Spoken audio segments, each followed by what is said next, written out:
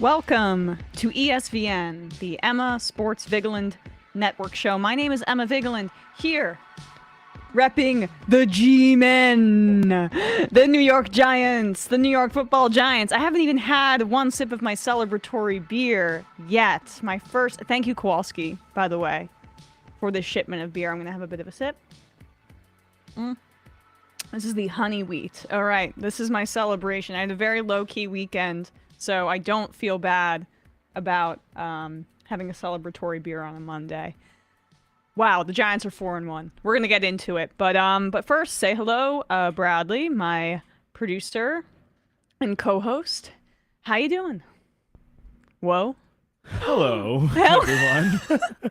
Bradley also celebrated a win for his team. Oh, yeah, and I was York there. Jets I was at the Jets game. You were certainly there. I was so drunk. I was just so wasted. I was doing pulls of a new Amsterdam bottle of gin in the parking lot with my friends. Jeez, dude. I mean, just feeling my face just go numb. It was wild. I mean, to do that before the Jets game is not really sensical, because usually you would do it after as a way to numb yourself. But people should know. Sometimes, if anything, a preemptive numbing might be for the best. Yeah, okay, so I guess it makes sense with the past Jets teams, but are the Jets good? Question mark? I think the question mark is warranted. I think it's actually up for dispute because I'm genuinely not sure. We're gonna be getting into that. But first, I just want to say, one, the NHL starts tomorrow. The New York Rangers are going to be opening the NHL season versus the Tampa Bay Lightning. We will be getting into more NHL coverage as the season progresses. But football, in my heart, is king. And so the pageantry of the NFL Sunday is like a ritual for me. So I feel most at home discussing this at length, and we will be talking about the NHL more generally as well, which I love to cover, and the NBA once that season rolls around in like 10 days. Yes, a week? I will double check this the first day, but and I just want to let everyone know that we will not be talking about baseball anymore. Oh no. Yeah. No more. It doesn't exist. The playoffs don't exist. It seemed like no problem. The die was cast after the first game of the wild card with the Mets, and I tuned in to all three games in and out. But when Scherzer just did not perform at the level that he was supposed to, given what his role was coming into the organization, you're like, all right, well then we're gonna have to win this we're gonna have to win 2 straight, and the pitching on day 3 is gonna not probably be on our side. And, he was still recovering from an oblique strain. I think it was pretty clear he was not fully healthy, Scherzer, on Friday, and he just did not have his usual stuff. DeGrom, was pitched heroically on Saturday. That was like a revitalizing game, and then they just both the pitching and the offense just had no answers for Joe Musgrove, and to the point where they had to try and caress his ears to see if he was cheating because he was beating them so badly. They were very shiny ears. I agree. It was a pretty glistening ear. I saw people saying, like, oh, the Mets smelled of desperation for having that looked into. Like, okay, he wasn't cheating, so all's well that ends well. Also, are you surprised? Yeah, right. They have all the... it stood out on the screen how shiny his ears were, so I felt that they had every right to look into that, and then they found that it wasn't the case, so you move on. That Padres, so it's going to be Padres-Dodgers. That's going to be fun. It'll be a good series for sure. Yeah, I mean, some and the Padres star were just power. a better team. They were just a better team, like across the board. Might be my favorite Major League Baseball uniforms. Oh, so good, always good. So yeah, good, always good. I and love a when there's a team. specific color scheme too that's very distinct from other teams. And it's two gamesmen that were in that series. Bob Melvin on the Padres sideline, who was essentially like trying to screw with his former player Chris Bassett, because he gets really spooked when guys continue to take breaks. Yeah. During their at bats, and then Showalter's the same way. Showalter's like, oh, he might be cheating. Let me freak him out a little bit. Right. I mean, it's fine. I think it's fine. Standard gamesmanship. Baseball is a game of chicanery. That's all you do. You have to just screw with each other. I think it's fine. I also will say we will be taking calls in the back half hour of this program, meaning like 5:30 to 6. So just stay tuned for that. After we speak with Dave Zirin, you can call in to the phone lines and we'll be taking your calls and reading your IMs. Let's get into the big news coming out of the NFL today, which is that Matt Rhule has been fired as the head coach of the Carolina Panthers. Bradley and I were debating, I think, on one of the first episodes of this show, who's going to get fired first, Matt Rhule or Nathaniel Hackett. It's arguable who deserves it more. We'll get into the Thursday Night Football game and the disaster that was in a second. But now we know Matt Rhule fired first. Do you even, I'm trying to remember who I thought was going to get fired. I think I probably said Hackett, but this is actually like merciful for everyone involved. It's merciful for Matt Rhule, who will get a generous payout, and then $40 million he's still owed, and then ultimately go back to a college program where he does what he does best, which is like, you know, recruiting kids to play for his team and like being kind of the CEO of a underpaid workforce. And for the Panthers themselves, who either I think at this point some of the better players will hopefully be shipped off to contenders, and they will be able to just blow it up and start all over again. That marriage between them and DJ Moore, who is way more talented than his stat line indicates, needs to end. It is a sad, sad situation with DJ Moore wasting his talent, in my opinion, even though they just gave him a contract. But trade DJ Moore to like the Chargers, like put him somewhere. I saw people saying they should trade him to the Giants, who are now 4-1 contenders, but there's no chance. Trade him to a contender like the New York Giants. that's what we got to do. The Giants need to worry about unloading another wide receiver contract first. But Matt Rhule went 5-11 in his first season, then he went 5-12 once they expanded to 17 games, and now he started off 1-4 this season. And so Steve Wilkes is going to be the interim coach, former head coach of the Cardinals. I know that the Panthers also fired a few of the assistants on staff, like Phil Snow, who's the defensive coordinator, which I thought was odd because of those two units, they have played better than the offense, and they're keeping McAdoo on staff. Yeah, that seems as much as merciful and as I think logical as the Rhule firing is. That's extremely counterintuitive to me.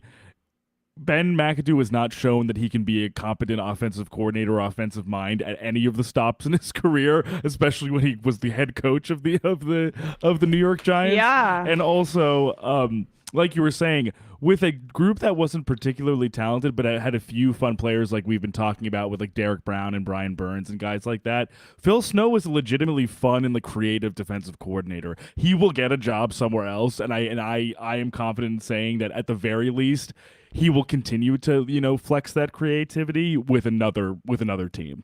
And the Panthers will be worse off for it, most likely. Yeah, and the Panthers are about to enter a brutal stretch because Baker Mayfield has a high ankle sprain. So my guess is that he's going to be out numerous weeks. Thank God, speaking of the New York Giants for the third time in this Carolina Panthers segment, so lucky that we lost out on that coach, because that has not worked out well. And the reason that Tepper, new at that time owner of the Panthers, was able to get him to take that job, even though it seemed like Rhule and the Giants were kind of a marriage, that they were engaged or betrothed, was because he came in and said, I'm dropping this bag on the table and you got to take it. 7 years, $62 million. And now he's out midway or less than midway into his third year, and he's owed $40 million. And this sent shockwaves through the NFL at the time, because first-time head coaches do not get paid that amount of money, first of all. Second of all, it's very rare that coaches' contracts are even revealed to the public because there's no disclosure requirements for that. Like, I'm sure Bill Belichick is getting paid an insane amount of money, but we'll never know what that is.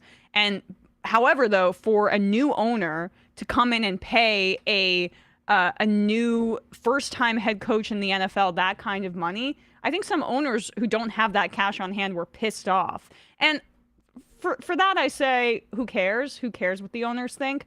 But at the same time, I feel that contract was indicative of a larger issue with David Tepper, which is aggression and getting what he wants at the expense of team building. That's why they're constantly grasping at straws for quarterbacks and trading for Sam Darnold and Baker Mayfield and Let's sign Cam Who, Newton. by the way, is for... also now like week to week with an injury. Yeah, and so we're gonna, and then they drafted the kid out of Matt Ole Rhule, Miss, who was also out for the season with a out for the injury. So who they got left? The XFL kid, Yeah, PJ Walker, the who Temple grad, obviously, because Rhule right. loves his guys. Rhule needs his guys out there. And PJ Walker can throw the ball really hard and not do much else.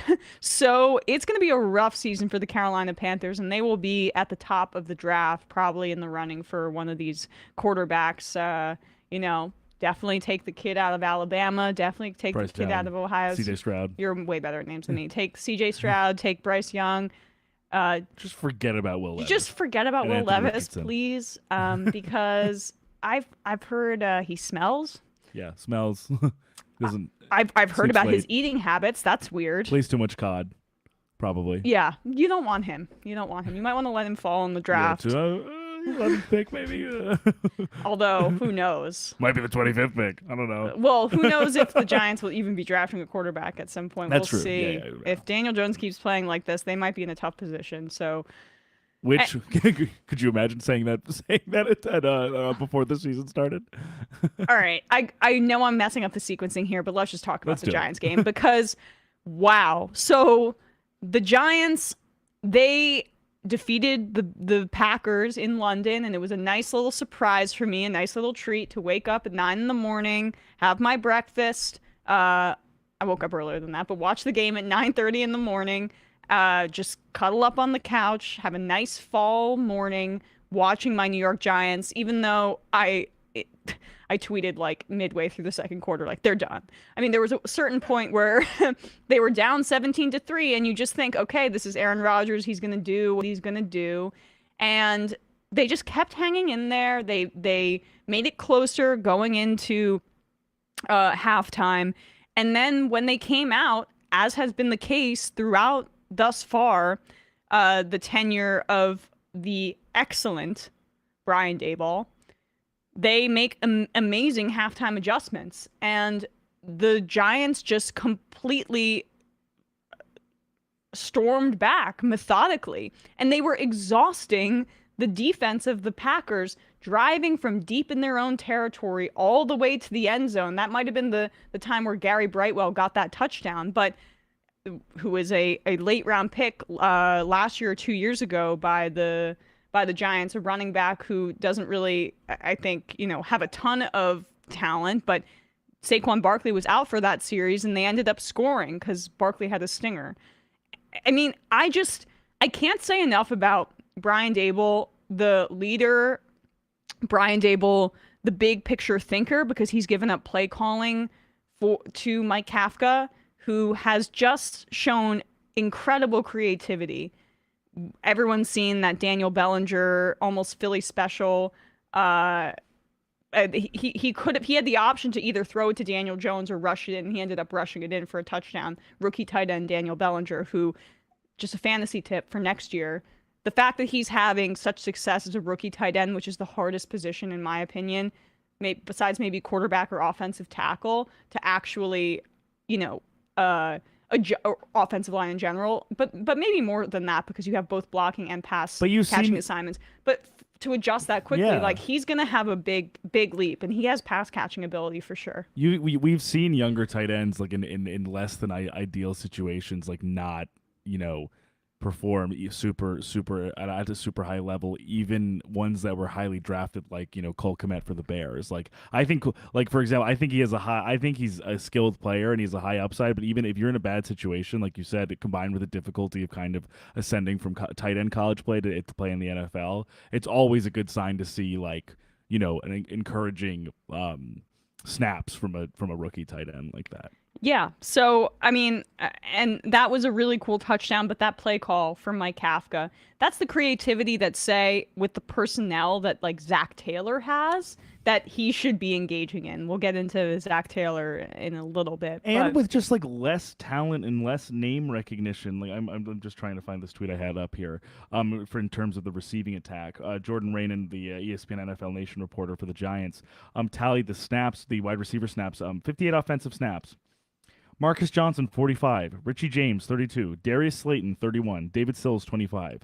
I mean, this is not a wide receiver room that is like a murderer's row, or like there are no, and I'm not trying to be critical of these guys because they did a great job, but they were missing Kadarius Toney, Kenny Golladay, Wan'Dale Robinson. The team this was a team that was pretty this was a team that's been pretty ravaged by injuries to some of their skill position players, and they still were able to hang with the Green Bay Packers, who, by the way, I thought, and I've been saying this throughout the season, I thought truly, in terms of personnel, had one of the better defenses in the league, and they were not able to stop this group of guys. Yeah, and what is that? Honestly, it was because Daniel Jones put the team on his back for a large part of that game. And I know that the stats aren't going to flash out or stick out to people, but if you watched every snap of that game, which I pretty much did, you see that there's very little there to be had, and that Daniel Jones is starting to get a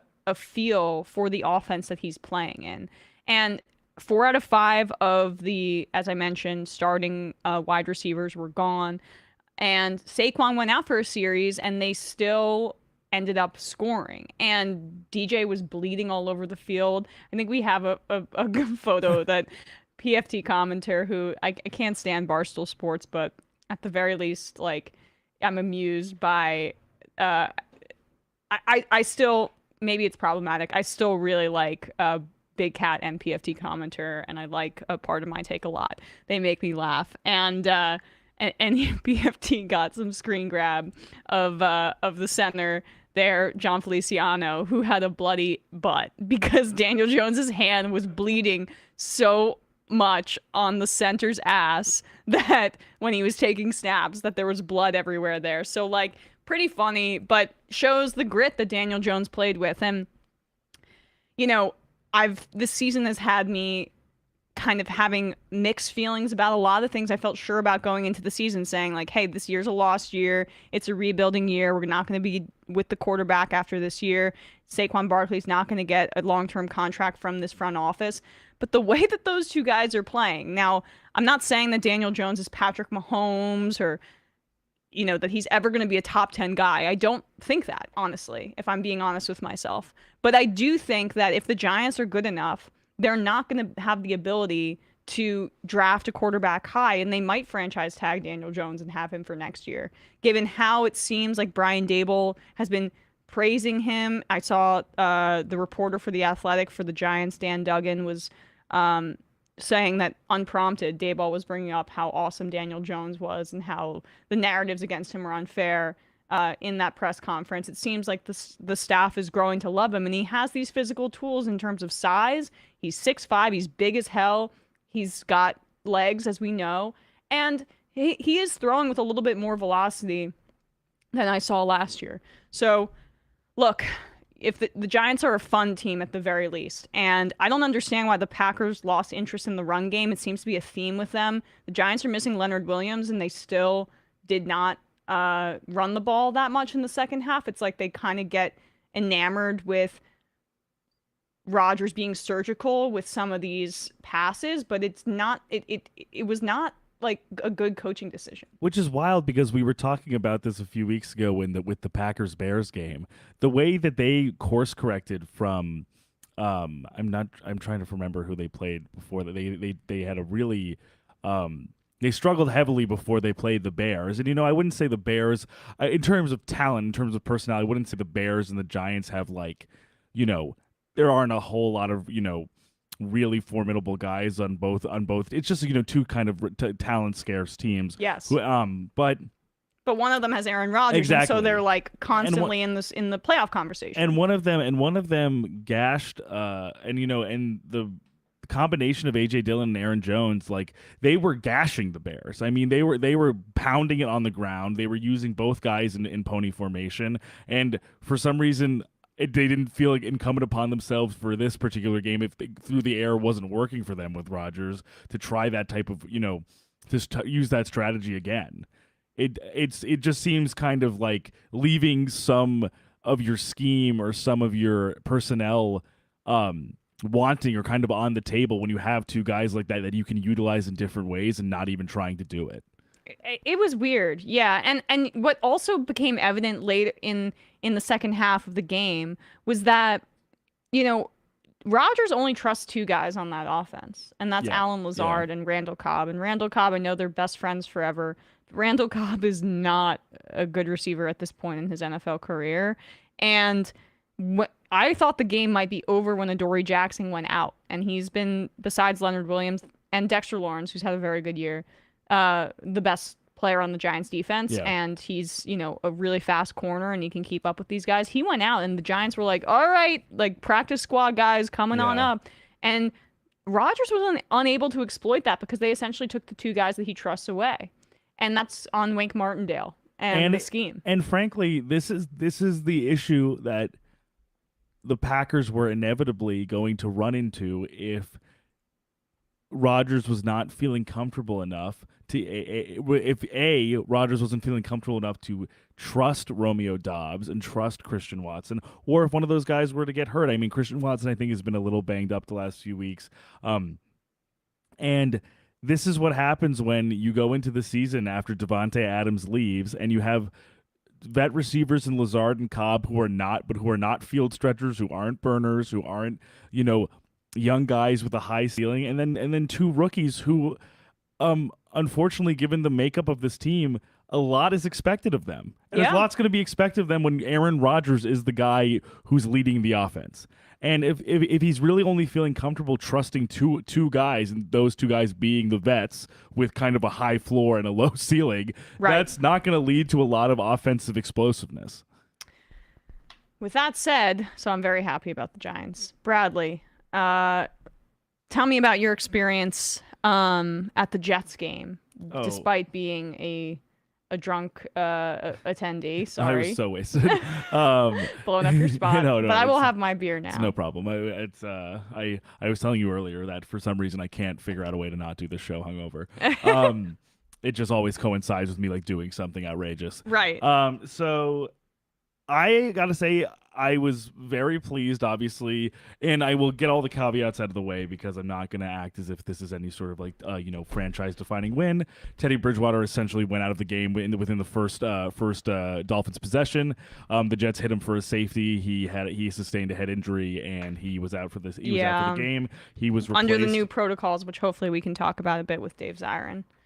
He was replaced by I'm literally trying to get this guy's name because he's Skylar Thompson, the third string quarterback. He's a 7th round rookie out of Kansas State. So I was obviously given the situation that they found themselves in, I was hoping for I was hoping for the defense to be able to get stops, even with Tyreek and Jalen Waddle out there.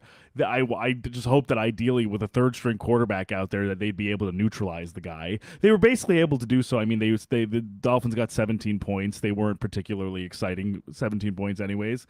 But the first half, it was a little bit of everything. It was kind of a mixed bag, some drop passes, a few moments where I was a little frustrated, similarly, like I was telling you how Zach Wilson was kind of not seeing open routes. He was either kind of almost manufacturing scrambles despite the pocket being clean. Like he was doing some pretty large dropbacks, which I was kind of like, he's kind of doing that just so he can basically giving himself an excuse to scramble if he can't find his reads. So I was seeing a few of those tendencies, and I was like, okay, are we not really going to be able to capitalize on the Dolphins literally employing their third string quarterback? Right. But in the second half, I was very impressed by one, Wilson's ability to kind of reshift his focus. I could see him going through his progressions, and I could see him finding the open man. He did have one great play in the first half where Breece Hall had a route out of the backfield and went down the left sideline and got all the way up to the 1 yard line after a pass from Wilson. So that was very encouraging going into the second half. And the run game was just really, really doing exactly what it should be doing. Are you excited about Breece Hall? Oh yeah, because the thing is with the tandem there of him and Michael Carter, they're two backs that complement each other and that can kind of be used in different circumstances. Breece is kind of a burner who can also take screen passes, whereas Carter's kind of a more methodical between the tackles back. So it was nice to see them both get a lot of run, and effectively so, with an offensive line that was more healthy than it was last week, but still not perfect, still not fully healthy, and still missing a few starters. Dwayne Brown came back to play left tackle, fortunately, to have a more veteran presence on that line instead of, fourth round rookie Max Mitchell, who was already replacing Mekhi Becton, who was injured. So, and Mitchell sustained an injury. He's going to be out for about, I think, 6 to 8 weeks. And having Brown back, I think, is a good step forward to at least have a veteran presence on the line. And they looked okay. I mean, they were able to get into goal line situations on numerous possessions. Had a lot of success in short yardage runs. Not only for Hall and Carter, Zach Wilson had a great rush. Great rushing touchdown. Braxton Berrios had a great rushing touchdown. White Boy Supreme. Yeah, all of the two white fellas. Braxton Berrios is basically like a Spring Breakers character to me. I know. You Miami graduate. Name is literally Braxton. His name is but still all-time great NFL name. Braxton Berrios. Absolutely, and really, one of the best Jets players on the team. Honestly, I was so happy that after his All-Pro year or Pro Bowl year, in kick returns, that they were able to re-sign him to a pretty now, I wouldn't say cheap, but a decently, a decent deal for a guy like that who could have easily been like Robbie Anderson, swallowed up by another team.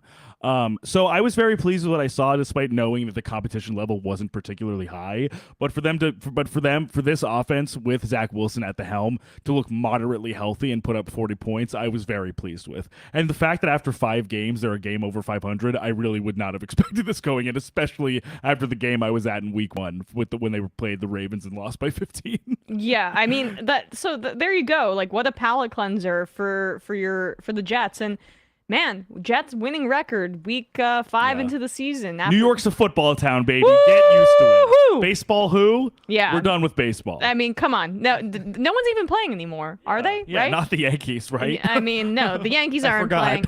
Because I hear that Aaron Judge has already hit free agency and he signed the largest deal of all time with the Steve Cohen Mets. I'm coming home to Queens. I just saw that he tweeted that. I'm joking. We don't spread misinformation. Yeah, sorry. Please, YouTube, don't deplatform us. But what do you think about Carl Lawson? Like, he's really statistically. I'm sorry if you mentioned it, but I was trying to fix my fan here. But he's had a really good start to the year, is my understanding, based on some of the statistics I've seen. I just don't have the eye test to back it up. No, I'm very pleased with him so far.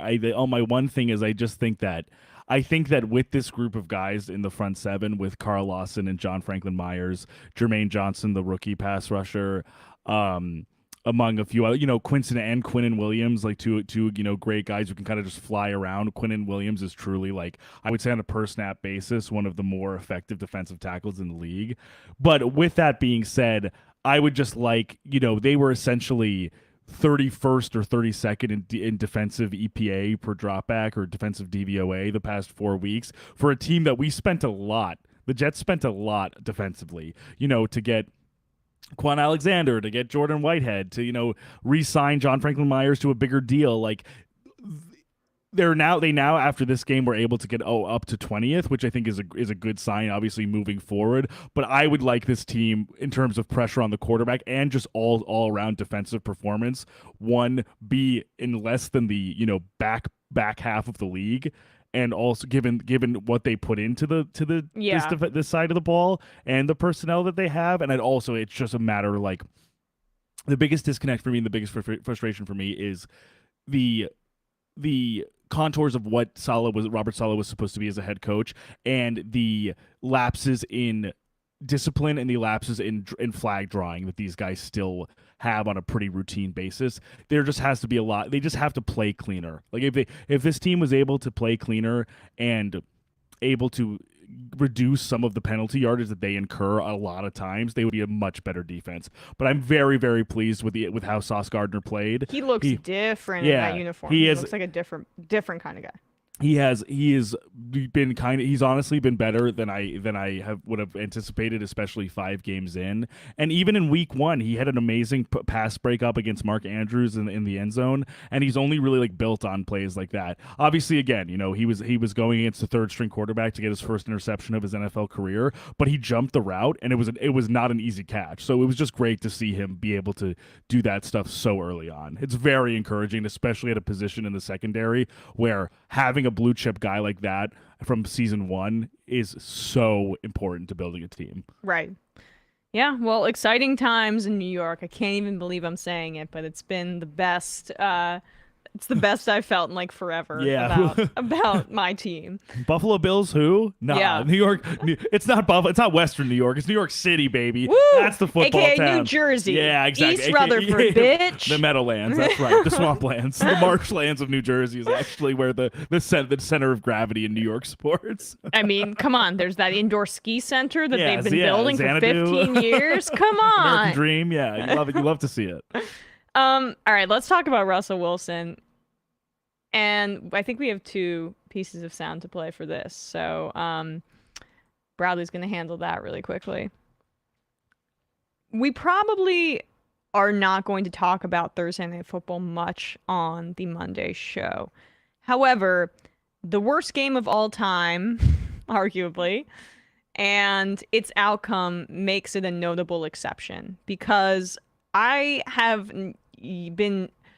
yet to see such a thorough roasting of a starting quarterback of a Super Bowl winning starting caliber, or Super Bowl winning starting caliber quarterback. I have yet to see that occur until what happened with Russell Wilson on Thursday Night Football. And part of this is, he's brought this on himself to a degree. I am beginning to start to feel bad for him. But at the same time, if you don't develop relationships with your teammates, if you try to make yourself a corporate entity of one, if you're more interested in your branding than you are in the quality of play, and you also try to leverage yourself for a massive contract, which is what he did, well, you got to back that up on the field. You do. And Wilson opens himself up to criticism because his play has been not just bad, it's been like dog shit. It's been terrible. It's been bottom of the league, even though he has, I'm hard pressed to think of 5 other starting quarterbacks who've played worse than him. One of them was on the opposite side of the field in Matt Ryan. But Russell Wilson has played terribly. And Nathaniel Hackett stands there on the sideline like constantly like a deer in the headlights. And they were supposed to be the 2 chefs in the kitchen to let Russ cook. But both of them are so out of their depth and in over their head that both of them are just looking at the other like, what do we do? Do I turn this? Do I press this button? And I honestly put more of the blame on Russell Wilson because you see how that game went. And, Wilson had 2 interceptions that were inexcusable. He threw an interception close to the end zone, which was to nobody. I guess it was on 3rd down. They could have gotten a field goal there, but he tried to force it and he just heaved it up in the air and no one was in the area. And then the other interception was much more costly, which is when they were driving down the field. It was 9-6 at this time, and it was at the 2-minute warning, and Russell Wilson threw an interception in the end zone, meaning the Colts were able to drive back down and score a field goal, which sent it to overtime. The Colts have been unable to get in the end zone all night. So throwing an interception there is the absolutely worst possible thing that you can do, because if you went up by 2 scores, by 6 points, chances are, with the way that the Broncos defense was playing, but more importantly, the way that the Colts offense was playing, that you were going to win that game, because that would have forced them to have to score on a touchdown. And they weren't going to be able to do that because of how the Colts looked. So he single-handedly lost that game for them, let alone him not seeing KJ Hamler in overtime. And I know that he had a shoulder issue. I mean, Matthew Berry of NBC Sports Now called this. I was listening to his show, and he was like, in a few days, someone's going to leak something to Schefter about how Russell Wilson has been dealing with a really tough shoulder injury, and this is why he's been unable to play to the heights that he should be playing. Well, dude, he was still playing. He was still making throws. That has nothing to. He didn't run the ball or just hustle to make plays with his legs, which is what you would do if you were dealing with a shoulder to that extent. And I'm sure he is dealing with something. But that is no excuse to miss KJ Hamler either, and to force the balls, force these throws, and not make decisions, not make smart decisions. So here is some audio of, this is Kyle Brandt on NFL Network. And I only play this because, I mean, this is the way that the rest of the NFL perceives him. And other more player-friendly guys perceive him. Because, you know, Kyle Brandt, he's a mixed bag in terms of the takes that he provides. But this is Russell Wilson's reputation around the league. Also a former Real World cast member, Kyle Brandt. Yeah. This is going places really fast. The last play is meaningful, not in just that it was KJ Hamler or not that he missed. It's the reaction afterwards from Hamler. It's spiking the helmets. It's that I don't know when Russell Wilson turned into Mitch Trubisky, but I wish he would turn into Geno Smith so they could win a game. Okay? Right. Because Geno makes that play 10 times out of 10. And then afterwards, you know, they got a 4th and 1. They want to go for it. I mean, look at that. That is a teammate that is on national television as at home. Afterwards, it's just perfect. They pass when maybe they should have run. I think Russell Wilson is one of the least authentic personalities we have in this league. I think Russell Wilson is a poser. And that doesn't mean he's a bad person. I actually think he's a good person. I think he tries to be something that he's not. And when you make the $245 million, you either got to be a really great guy with the locker room who loves you, or you got to be an amazing player. Brady, who makes half of what Russell's making, is both. Rodgers, MVP. Okay, pause it for a second. Brady's not both. I'm sorry, Kyle Brandt. Everything that you hear about Tom Brady it's okay. Bradley his water went down the wrong pipe if you're hearing that. But Brady doesn't talk to anybody in the locker room if they're not Gronk. So that's not the case, but you have to kind of give Brady fellatio on a daily basis if you work for any NFL-affiliated organization. So that's what that is. But the rest of what he's saying makes a lot of sense, but keep going. But I like his take here, honestly. Both. Allen, people love him. He's amazing. Kyler, we'll find out. Russell Wilson, first of all, the NFL, the Broncos fan base has no history with him. They have no allegiance to him. This is not a Seahawks thing that they drafted him, they grew up with him, he's their guy. None of that. You know, I work the NFL honors. I work the red carpet. Kelsey comes by, Rodgers comes by. Russell Wilson shows up with his sunglasses and his wife, and I think they think they're Jay-Z and Beyonce, and they will literally put their hand up and say, no, we're not talking. Why? Because you think you're that cool and you're that famous and you're that amazing and everything is so perfect. That does not work in a locker room unless you are really good or really, really good guy. It just doesn't work. $245 million, that can come unraveled fast. Mm-hmm. And especially when you're missing throws like that and you're putting up 9 points in a nationally televised game. Look out. This could come off the rails. It could. Well, it already has. I thought that was a terrific insight into how a lot of people feel about Russell Wilson in the league, who is more brand than player right now. And he's not able to make his reads. He's not seeing the field whatsoever. And you got to back that up when not only do you make $240 million and you have that kind of contract, but when they traded assets for you and you literally made a huge stink on your way out the door in Seattle, which looks like a better team than you guys right now. Their defense is pretty bad, but other than that, Geno's playing really well, and I'm really happy for Geno Smith, who got way too much shit for replacing Eli Manning for that one time, breaking his Iron Man streak, which, you know, like, was not his fault. The coach decided to make that decision. Ben McAdoo, by the way. And getting punched because he owed his teammate like $400, but... Wait, was that the... oh, God. I can't even remember if that was Shermer or McAdoo at this point, but regardless, like... yeah, this is what happens when you become more brand than person and you lose your locker room. And it's not like Russell Wilson had relationships going into this year. He's a newcomer to that city. He has to build up that equity himself. And he's basically completely abdicating that responsibility. Here is Russell Wilson, and I'm sure if you're a sports fan, you've seen this clip already. At the end of his press conference, after he played like one of the 5 worst quarterbacks in the NFL. And it's hard to even get a sense of... I watched parts of this press conference. Like, he went on and answered questions like, hey, I'm Russell, and I'm going to go on and speak at length for minutes on end about, hey, we didn't do well on this down, and yeah, we got to get better as a unit, and it starts with me, and just, it was like the tone was exactly the same after any kind of loss. But no, this loss was different.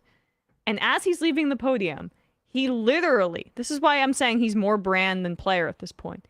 He can't, it's like he has some sort of deal with the devil that if he doesn't say this, his whole family dies. He goes, he says, and I'm sorry, Russell Wilson would probably be highly offended given how often he tweets about God that I say he has a deal with the devil. But I mean, tough shit, because you are acting like a bizarre person. He ended this press conference like this.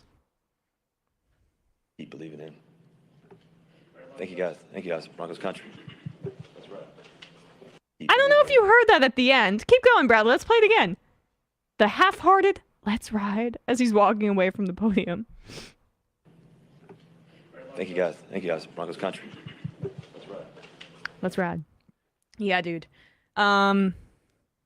Look, he had issues with the locker room in Seattle and he won a Super Bowl with them.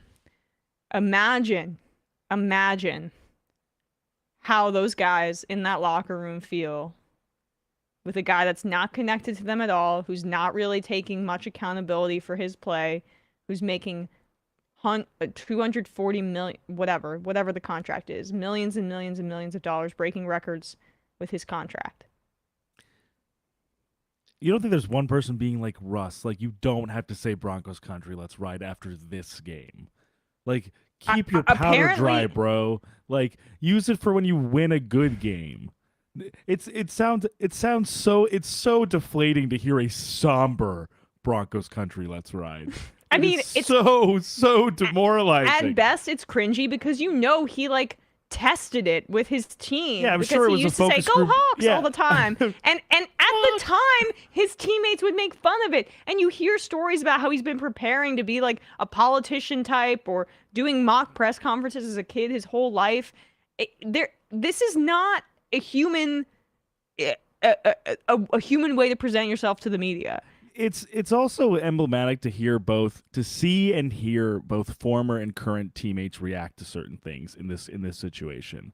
Seeing Richard Sherman on the post-game broadcast after they called up a shotgun pass play on the last play of the game that got broken up by Stephon Gilmore on the Colts. And see Richard Sherman literally say, "I am triggered by seeing that because of what happened to us in the Super Bowl," and literally, essentially, seemingly uncontrollably screaming during his recounting of what happened, being like, "Run the ball! Yeah. Run the ball!" I mean, he was putting it on a little. Like, I like Richard Sherman. He's a little corny himself. Oh, of course, yeah, absolutely. But I know. But he's probably looking at that and being like, I was in that position where Russell trusted himself over the actually logical decision of just punching in a run play at the 1 yard line or at the goal line, essentially, as opposed to going from the gun and throwing into coverage, throwing against the former defensive player of the year cornerback on the Colts. It's too generous to say trusting himself. His ego is so out of control that he thinks that he wants to be the hero of the story, and he's going to force it no matter what. And I'm sure that's probably what is going on, in the sense of maybe that also might be speaking to some of the impotence or the difficulty in decision making for Nathaniel Hackett, who before that play, I genuinely didn't think it was really. I didn't think he was calling a terrible game for the majority of it, honestly. I mean, he still can't find any rhythm in the run game. But what I found crazy about that was, as we talked about a little bit, you're right. At the end of that game, at the end of the game, to get them to where they were, they shot off two 15+ yard runs with Melvin Gordon and Mike Boone, and after that, they just decided to not do it. Yeah, well, at the 1 yard line, making the call of the line of scrimmage? We don't know that. We don't know. That's it. And the thing is that call worked at the last play of the game on 4th and 1 or 4th and 2 or wherever, where Richard Sherman was triggered about that play. KJ Hamler was wide open. He was wide open. He did not see him. Right. He didn't look his way. He shook the corner who was on him. He was in the back right side of the end zone. there was not a defender 5 feet from him. Yeah, well, that's why he lost it. And that was the other thing I was going to say is you see that in the sense of, there are moments obviously where you can kind of see how, these people are teammates. They're not only coworkers, but being a teammate in a professional league, you are essentially, you're traveling with them. You're living with them. Yes. You have some sort of symbiosis in that what you do affects them and the other way around. When a player reacts like that, obviously it's frustration. Like I've said before, they're professional competitors. This means everything to them. But all this training, years and years to for a guy like KJ Hamler, who's not top of the depth was chart, out for the decent, season his rookie you year. You live for your moment to be the hero in this situation, and you do all this training and all this work, and the guy that's making the most money on your entire team, and who is the one to be the conduit to you having that moment. There's no way else he's going to get the ball. No, it has to come from the quarterback that you're supposed to trust. And so, seeing his frustration, seeing his anger, I think that might have been a little almost cathartic in building up in not only Hamler but maybe some of the other guys in this locker room. I know a lot of this is speculation, but it's not 1-to-1. But there was this moment there was this moment in the post game. When Matt Amendola, the kicker for the Cardinals, missed the game tying or game winning field goal, and all of the press had kind of flocked around him to ask him questions about missing the field goal. And Justin Pugh, their offensive lineman, walked in and said, "It's messed up that you guys are only coming in here to talk to him. He was like, I missed a block. Kyler could have played better. We all could have played better. Right. It's not only on him. This is a team sport." I didn't see a whole lot of guys saying a whole lot of stuff about that with Russell. Well, Russell saying that about his teammates. Yes, the offensive line and your guys will usually. If Josh Allen throws an interception at the end of the game, those guys are going to back him up and say he's our team. If Lamar Jackson makes a play that he didn't play his best football game last night, but you're not going to have guys, although they ended up winning, but you're not going to have guys blaming him in the locker room because he's one of them, and I mean, honestly, I think that we saw on Thursday night what what his teammates have been seeing for the 5 weeks leading up to this at this point. And it's inexcusable. This is a train wreck. And if I don't know how this gets fixed. I mean, he's got to start playing better, but I don't know if he's capable of it. And like or what can anymore. And like what we were saying before, is what I feel I almost sympathize now. At first, obviously, with what happened the first few weeks of the season, I was attributing a lot of this back and forth and this lack of assuredness mostly to Hackett as a rookie coach who kind of seems to not be confident in what he's doing. However, when you see how Russ is on the ground and how he's really certainly lost a step, when you see how the most creativity he gets is kind of either from doing dump-off shovel passes or essentially jump passes over the line, and when you also see how even 4 or 5 weeks into the season, the offensive line is still not accustomed to his cadence, and they are sometimes false starting because they are not either hearing him correctly or he's not doing the same thing. That's about not developing a relationship. Right. He's not snapping the ball and he's not calling plays and the same way every time to the point where they are jumping the line. All of that is Russell. That's not Hackett's coaching. That's not Hackett's in-game decisions. That's Russell. And my concern with that is that the way to proverbially kind of give someone the axe in a situation like this, when a new ownership group has just come in, a new head coach, new franchise quarterback, you're not going to cut the guy whose contract is worth upwards of $260 million and who would have a $90 million dead cap hit next year if you were to do so. You're going to fire the coach. Yeah. And he honestly, after these 5 weeks, especially with how the defense has looked, which he looked pretty damn good given the circumstances, it's probably less his fault than it is Russell's. Yes, I agree with you on that for sure. Before we wrap up and get to Dave, let me just talk about a few more notes from this weekend. Micah Parsons should be Defensive Player of the Year at this point in the season. I'm trying to remember what game I was watching him in.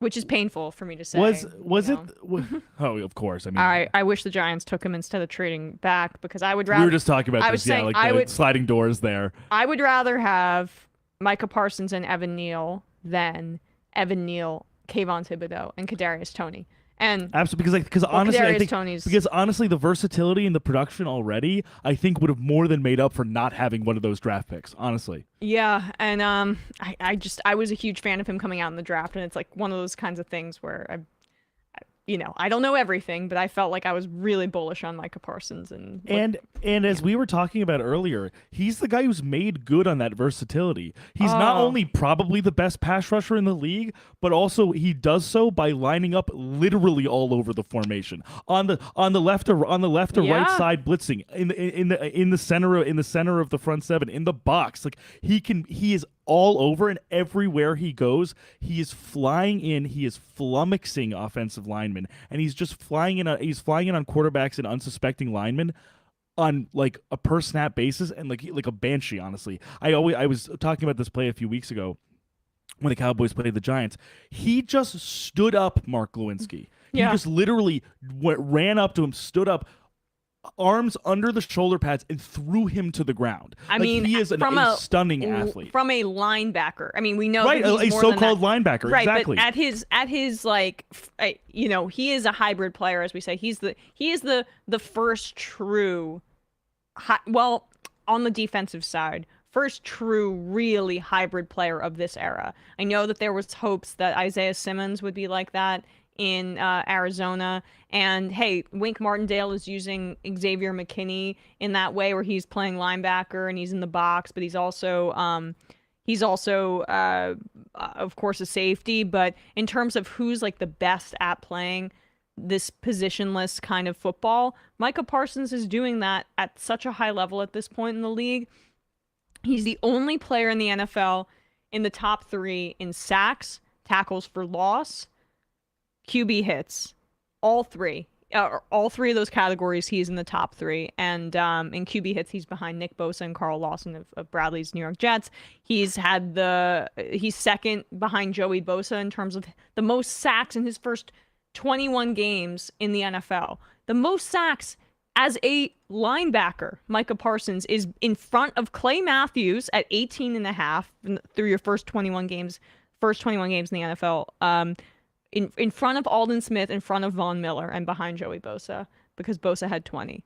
But Micah Parsons is at 19. So just essentially like a few either future Hall of Famers or like fringe Hall of Fame cases, and like Joey Bosa, one of his contemporaries, as being one of the best pass rushers in the entire league. Parsons is Like, already on no his big way deal. there. And I know Aaron Donald's a stud, and he's the best defensive player of our generation in terms of watching football, probably.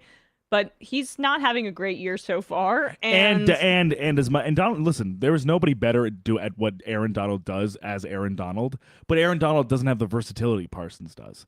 Donald's not lining up all over the formation. yeah, He's also he can do everything with the run. I understand. everything. But in terms of being able to like basically seamlessly go from dropping back in coverage to being a box safety or almost like a robber or something like that, Yeah. while also lining up everywhere in the defensive front seven to rush the quarterback. He's a nearly like one of one athlete and one of one player. So that's my case for, as a New York Giants fan, Micah Parsons for Defensive Player of the Year, because I was wrong about this Cowboys defense. I really thought that they were kind of crap, but looks like Dan Quinn is oh. Is that your phone? No, it's okay. My mom does not know that I'm recording my sports show. It's all good. Sorry about that. No, all good. So damn. Oh, Dan Quinn. He's gonna get another head coaching opportunity soon, because he really has been coaching out of his mind. All right. With that said, one more quick topic, and then just a few notes as well before we head into a break, and then I will open up the phone lines and people can call in. And Dave Zirin should be joining us at any moment. But Zac Taylor, man, I think he's holding back the Bengals. And I don't say that lightly, because I understand that he took the Bengals to a Super Bowl. But in my opinion, Joe Burrow and Jamar Chase took the Bengals to that Super Bowl. And last night was a bit of a sloppier game than you might have anticipated, right? You know, the Lamar did not have his best game. He overthrew his receivers a few times, one that led to an interception. But I understand that the offensive line is still an issue in Cincinnati, but the play calling is really bad. And I say this as someone who has experienced a ton of bad play calling with a tenth of the talent as a New York Giants fan. There is no motion. There's not much motion. There's not a lot of misdirection. And he's trying to establish the run in this really old-fashioned way with Joe Mixon that sets them up to have these really slow starts until they actually start taking chances later in the game to get back in these games. And that's why they've lost a lot of close games, because they have the talent to win them. But there's a lack of urgency from the Bengals early on in games in terms of the play calling. And I feel like it set them up for a lot of failure. And I don't like that because I'm a fan of Joe Burrow and I want them to be able to have success. But, you know, I don't know about you, Bradley, but for me, Zac Taylor has shown his ass basically in this first few weeks of the NFL season. And it's unfortunate because I know that the Bengals are not going to fire him because of the cheap way that Mike Brown runs the team. He doesn't pay coaches not to play for him. We've heard this time and again. He lets contracts expire before he does anything about the coaching position on his team. It's why they have head coaches forever, and they just extended him. So I have deep concerns about Zac Taylor, and I want Cincinnati to have a Super Bowl trophy. I root for Joe Burrow, and I root for Jamar Chase, who I think is the most talented receiver in the NFL, but he doesn't have the coaching to get him the opportunities that he should be getting, in my opinion. And so I think coaching is the number one problem on that team right now, not the defensive side of the ball, because Lou Amarillo seems to be doing a really good job. But other than that, I'd be a little worried on the offensive side. The issue for me is that this is an offense and we've seen this with a few teams that have a few star players, and you see it kind of in a similar situation with Cliff Kingsbury and the Cardinals, an offense that's basically hinging upon a few skill players and basically being like, okay, do something. Like Joe Burrow do something, Jamar Chase do something, T. Higgins do something, or Kyler do something. And it's not actually based on a sound strategy or a sound scheme. The parts can only work so much in something that is completely reliant on a few players basically not making any mistakes. And the defensive side of the ball is less skilled and less talented, and they are probably playing better than the offense. And it really looks quite bad for not only Taylor, but the offensive line coach, that this group that they spent a lot of money on to upgrade at numerous positions is still looking as bad, if not worse, than the line from last year. Yeah, I think that is you said it right there. So anyway, do we have Dave by any chance? We do.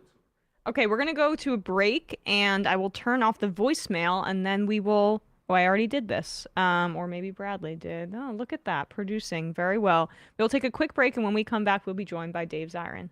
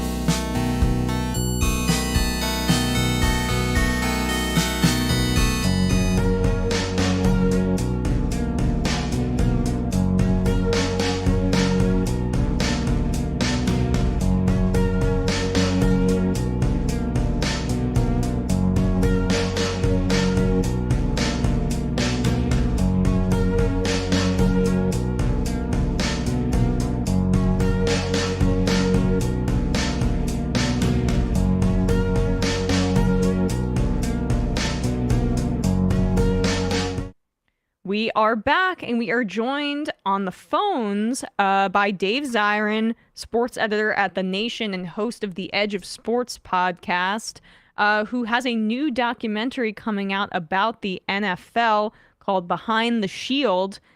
Dave, thanks so much for coming on my new sports show here. Yeah, and let's start with that. What's up with the sports show?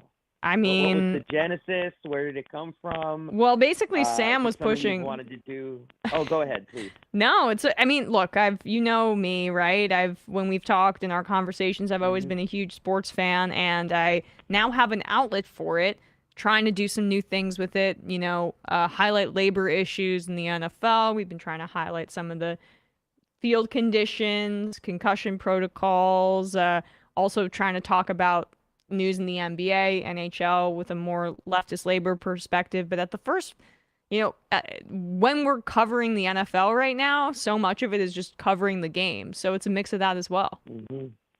Excellent. I'm excited to be a part of the project. Yeah. Well, tell us a little bit about your documentary.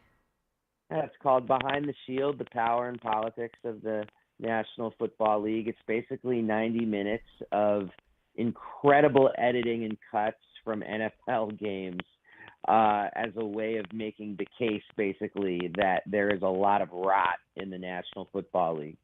And the starting point of it was really just how offended I was when people were saying that people like Colin Kaepernick were bringing politics into the NFL, as if the NFL wasn't already this deeply political entity in our culture, in our society, and in our politics.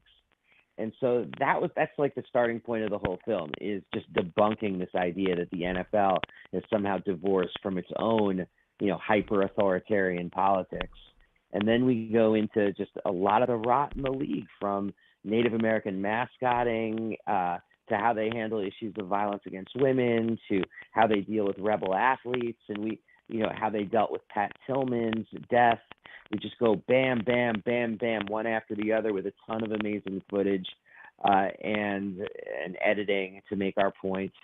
And we end with the hope of this idea of what rebel athletes could do to transform the sport.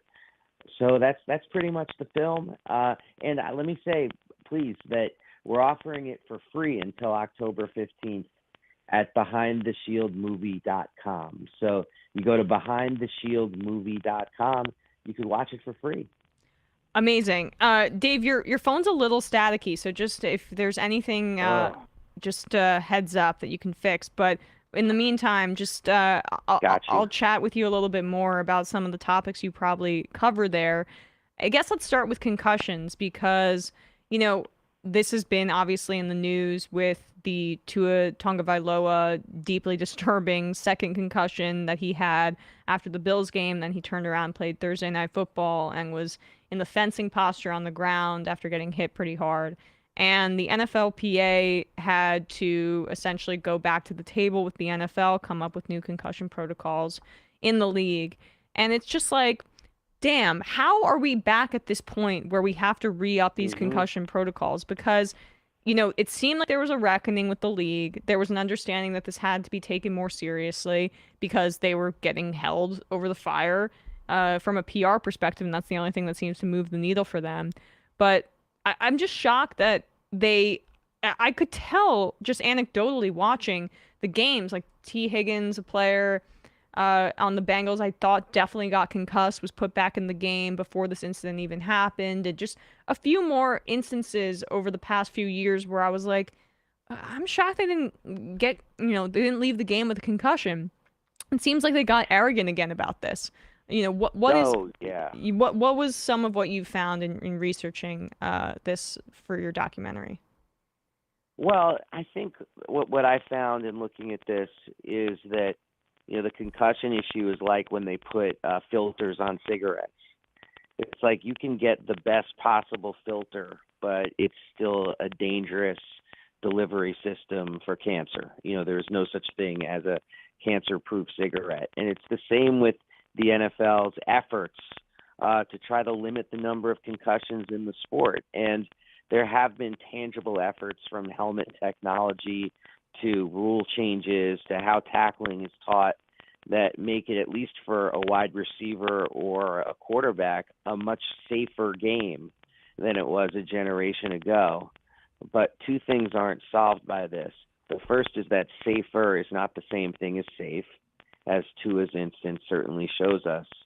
And the second thing is that the subconcussive hits, which are the root of CTE, happen along the line and happen with repetitive injuries and happen with concussions that are never allowed to heal. And this is something a lot of us said when this issue started to be brought out into the press, is that, the NFL can be as well-meaning as it wants, but there's always going to be a culture in this league because of, another issue we deal with in the documentary, which is the NFL and the politics of masculinity, is that there's going to be this push to not report them. And so unless it's obvious and on the field, you don't even get in the protocol in the first place. So, unless there's something that can be replayed and shown. So that's what we've shown. That's what we show in the film, and that's what I've seen in looking at this, is that, there's going to have to be an acceptance that this is just part of the sport as, peanut butter and jelly. And that's the thing, right? I mean, I have difficulty reconciling this, right, with a love of the sport and an understanding that there are these massive issues in the sport, including the way that the NFL is significantly behind, say, the NBA in terms of an anti-racist understanding of its players. Mm-hmm. I mean, what are some of the roots of that you found when looking deeply into the NFL for Behind the Shield? Oh, I mean, we go deeply into this in the film from the period of 1933 to 1947, when, at the leadership of George Preston Marshall, the owner of the Washington football team, to actually, create a color line in the sport. And those kinds of roots. And then, of course, the Washington football team was the last team to integrate, and only did so because of threats of the Kennedy administration to pull their land where the stadium was, because it was on federal lands. So, and we have all of that in the film with all the receipts, the letters, all this stuff. It's great in terms of how we break it down. And but that history is not so past. It's something that bleeds into the league today, especially in a league that had such generational ownership in the National Football League. I know we're not allowed to talk about that because the Rooney family is sacrosanct, and the Rooney Rule and all the rest of it. But they're symptomatic of what ownership culture is like more broadly, like either patrician or faux patrician, no black people in ownership, almost entirely white, and very, as we show in the film, very right-wing in orientation, even to the point of, heaven forfend, Trumpists, not just, country club Republicans here. But isn't that also just a function of a billionaire class as well, right? Like, part of the problem is that we need more collective ownership, and I know that, hey, I'll rip on the Packers for not having any understanding of how to acquire free agents or draft skill position players, but in terms of construction of their organization, that's something we should be striving for. Absolutely. Community ownership should be an objective at every opportunity. I know that the union at the last negotiations put that forward about the idea of why can't the union own a team, and that was, roundly rejected. Of course, by ownership, because they don't want any relinquishment of power. I mean, it's actually in the NFL bylaws that no other team can follow the model of Green Bay. Like they wrote that into their own bylaws. I mean, I think those bylaws, wouldn't stand a chance in court next to something like an actual public seizure of a team, as a return for, say, I don't know, spending $1 billion on a new stadium. But that's just what I'm thinking about this. So yeah, that's what we got to strive for. But the original question was about racism in the league, and this idea of seeing black bodies but not black minds is something I think that's also a function of the violence of the sport, and who really gets put through the thresher and who gets to coach. I mean, we know who gets to coach. I mean, if you took out nepotism in coaching, I mean, they might actually have to hire black coaches. Yeah.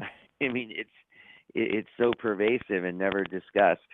That special brand of affirmative action. So this is what we're left with. I mean, we're left with this culture where they actually have to have rules and bylaws just for a franchise owner to sit down with a black candidate for a job. I mean, they're having to have more bylaws and more bylaws because like the racists can't police themselves, basically. And it's still resulting in progress at just a glacial pace.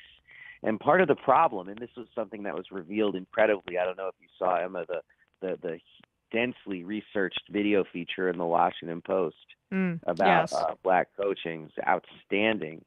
One of the things it pulled out was this idea of black coaches being hired, head coaches being hired to fix teams and then jettisoned before the glory. Yep. And Steve Wiltz being hired today. Oh yeah. for that mess in Carolina. This really had me thinking because Steve Wiltz had this same damn experience in Arizona. Yep. Where he gets 1 year and then, oh look, we can get Kyler Murray. Let's get a new coach to reap all of those benefits. And he was out. That's what people... now he's in a position again where he might be kicked out. That's what people don't understand about the Brian Flores lawsuit is that Flores was essentially alleging, and this is true.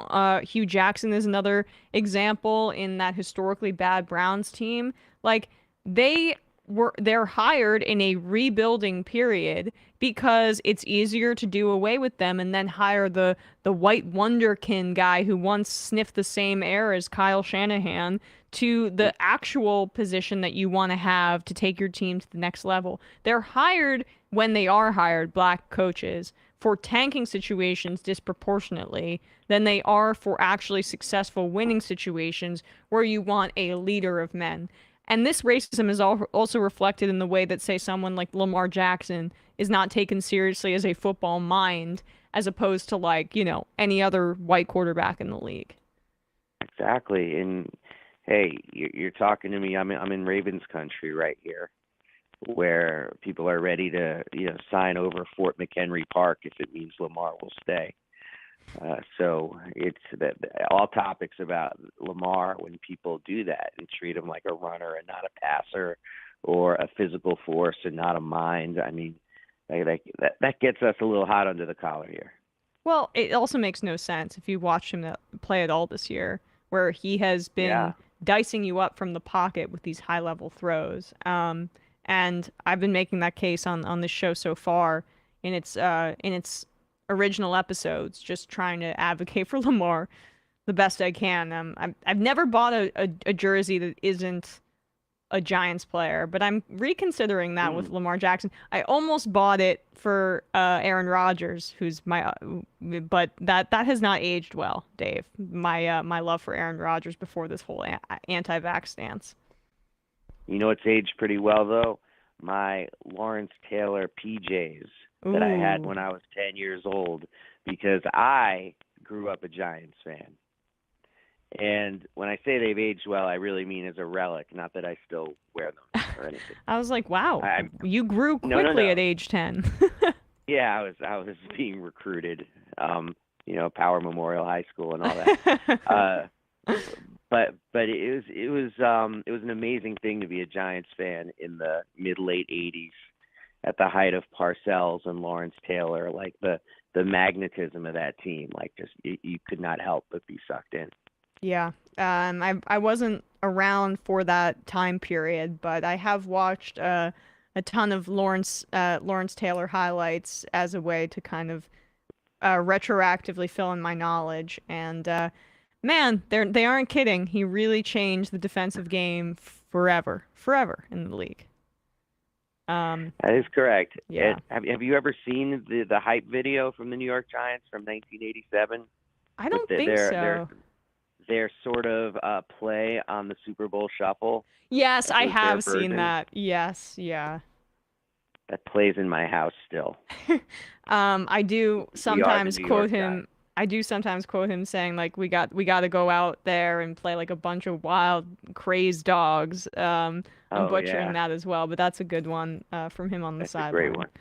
But yeah, so I mean, talk about Kaepernick, because we're still in an era in the NFL where people are doubting whether or not the and by people I mean no one I associate with, but there are right-wing fans who feel like Colin Kaepernick, his play completely dropped off, even though he had basically one really bad year and there was injury issues after that Super Bowl run, and then he decided to stand for Black lives and for anti-racism, and he was completely blackballed from the league. And he'd maintained for years and years that he wanted another opportunity.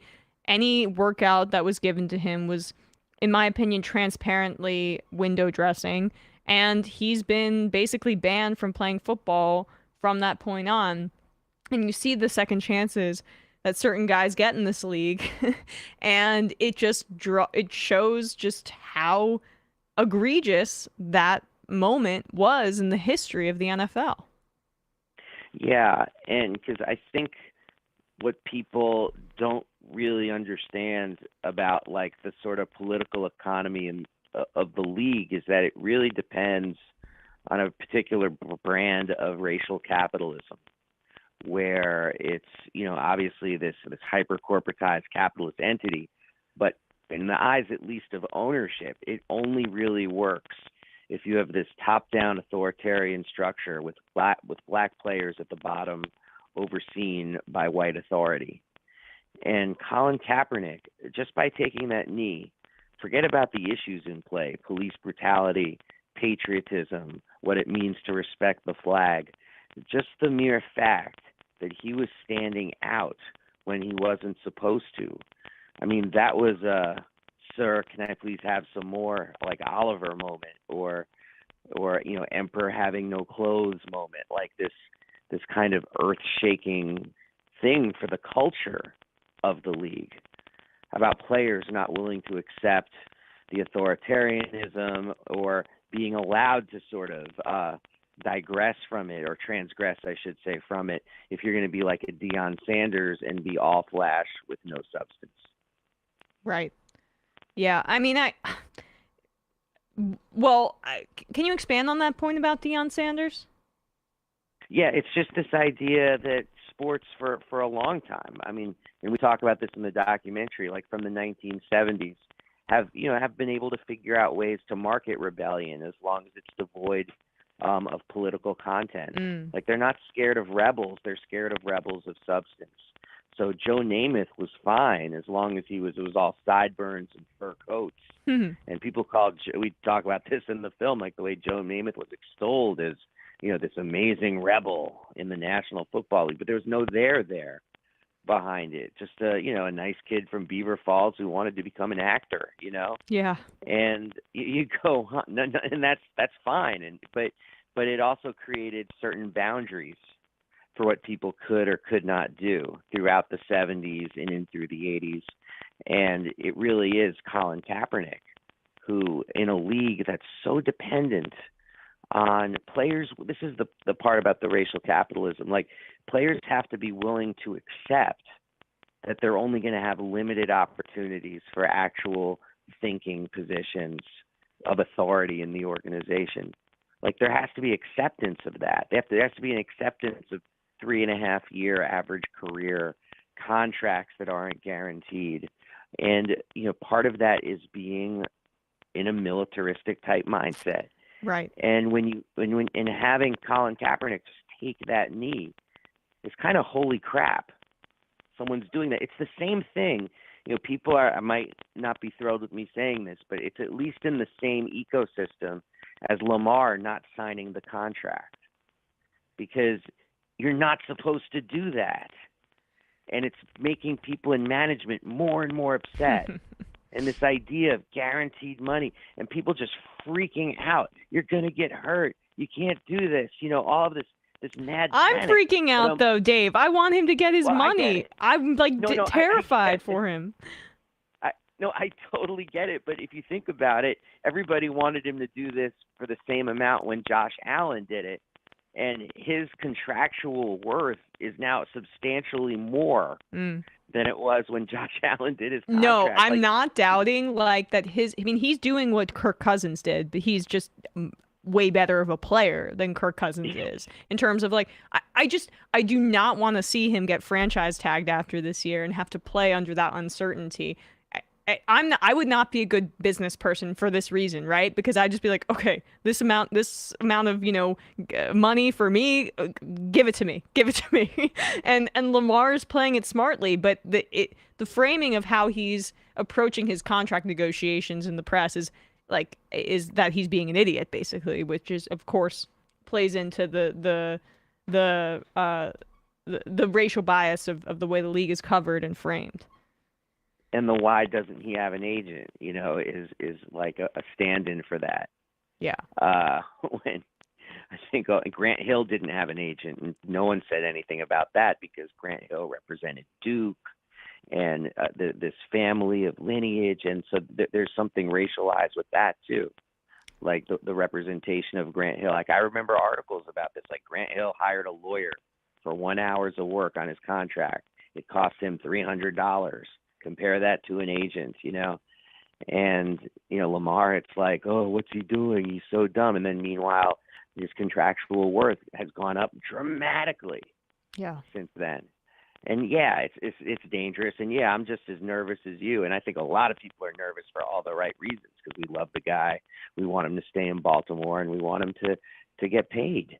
But he has this different vision that you're not supposed to have. And if he pulls it off, it's going to change contracts forever in the NFL. Well, and change all of the discussions we're having about racial capitalism. Like it'll change those dynamics as well. So do you think, though, Lamar leading the way on this front is incredibly important. But I have two questions for you about the way that it's going to hopefully change contracts in the NFL. One, does this empower the union to seek guaranteed contracts more in their next CBA as a prerequisite to have it move closer to the way that the NBA actually structures its contracts, which is a lot more player friendly? But two, does this only happen for the damn quarterbacks? Because I'm so sick of the quarterback position in this league being privileged above the rest. I mean, Kirk Cousins is not 20 times better than, I don't know, Dalvin Cook, or that's probably bad math, or 10 times better than Dalvin Cook on his team, for example. Like the top heaviness that the quarterback position has created in the league is, I think, something that needs to be curtailed, because I want I want the floor to be lifted more substantially even than the ceiling, preferably both. But so that question's a two-parter there. Do you think that it's going to have an effect on guaranteed contracts going long term in the next CBA? And two, if yes, does that effect trickle down to any other positions? The first question, heck to the yes, because that's what you keep seeing in the NFL as a pattern, is that when players set standards, the market changes. Why? Because there's so much, as the expression goes, fat on the system that they can afford to do that for labor peace. It's why the old union leader, Eric Winston, said that being an NFL franchise owner is like being a bartender in spring break. Even if you're terrible at it, you make money. So they can. There is wiggle room for them to do this. They just don't want to do it. But if Lamar makes them do it, I think it emboldens the union and it changes the power dynamics broadly. Will only quarterbacks benefit from this? No, I don't think so, because you can't. Like, something that happened in baseball is, they called this and in the NBA too, actually, they talk about this now more, like they call it the death of the middle class player. Right. Where teams are very top heavy and then have very weak benches. So many examples of this to name. I mean, Milwaukee Bucks, Chris Middleton gets hurt in the playoffs and they're basically done at that, or severely weakened at that point. I mean, because they just lack that reserve firepower that used to be the norm. And so could that be a result of this? That I don't know. I mean, but I don't think it can happen in the same way in the NFL. They might just have to raise the cap for teams, because this is going to get crazy. I mean, I've been writing about this for a hot minute, but I'm shocked at how crazy it's getting. Like the dominance of streaming and how people consume their content means that sports is practically alone on what someone will listen to news, listen to commercials for the purposes of watching their entertainment. Let alone let alone the money that's coming in from gambling. Yes. Yeah. Thank you. The two prongs: the gambling. Actually, three prongs. But this is connected: the local cable television contracts, and then the national contracts, which are so incredibly bloated compared to a generation ago. Right. And that the fact that this, I don't know when the next CBA negotiation is, maybe you know, but it was ill-timed given the explosion of legalized gambling. And their need. I'm excited for hopefully the NFLPA to flex its muscle once that new negotiation comes around, because of all of this. We got Bezos money, and we got gambling money here, so that's got to get down to the players and the lower to middle classes of the NFL as well. That should be a priority, in my opinion. But Dave, I know I got to let you go shortly. I just wanted to see if you could stick around for one more quick question, if that's okay with you. Sure. Yeah. So today is Indigenous Peoples Day. But it is also the formerly and still recognized by many Columbus Day. And Greg Popovich had some words on this, and I know you're a big fan of his, as we all should be, given the influence that he has over the politics of the NBA. And he had this to say. Here he is at a press conference ahead of the NBA starting up next week, speaking about the I guess the bad politics of Columbus Day in general.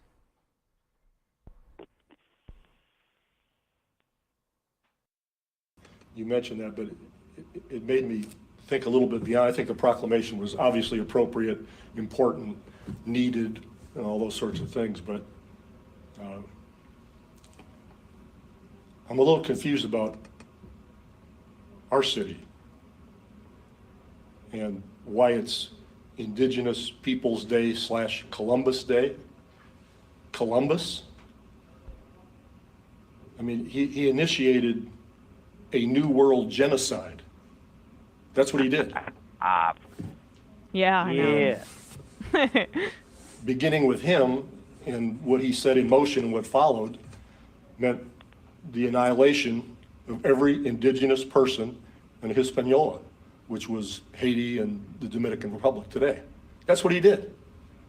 He took slaves, he mutilated, he murdered, and they're gonna say slash and honor him.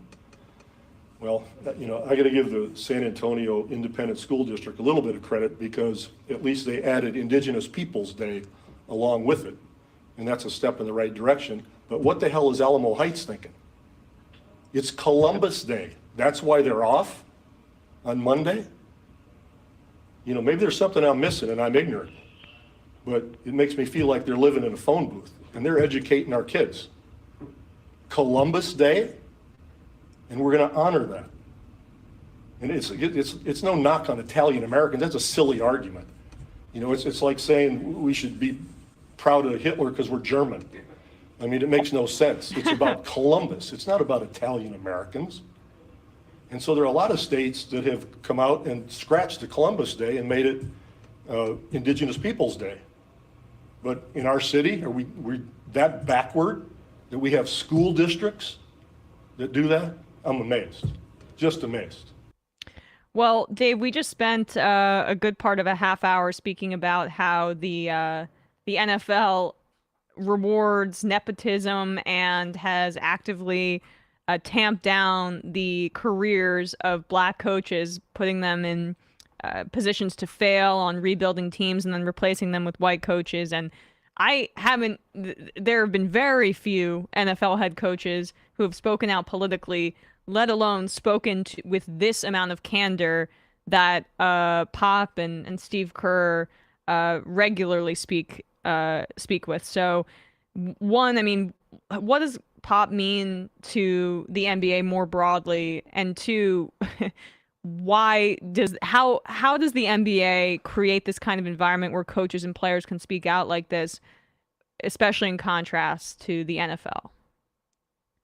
Well, I'll tell you, the answer to the second question is you can't overestimate the fact of guaranteed contracts. You can't overestimate the effect of having the best player of his generation, LeBron James, choosing to be a political person. And you can't underestimate the effect and importance of the last 10 years and these players coming of age during a Black Lives Matter movement that had tremendous effect on them through social media, which is the last thing we can't overestimate. And that's the full package of it to me right there, what makes the NBA different. Now, what makes Pop different? I mean, Pop is Pop. I've had some times to interview him, and I've done some stuff like on a stage where I interviewed him in front of kids from the public schools of San Antonio. And I think what makes him important is that he was willing to give all the credit to Tim Duncan for 20 years. And that endeared him to people in the NBA, because someone like Phil Jackson, as understandably would have a big ego, but it kind of needs its own congressperson.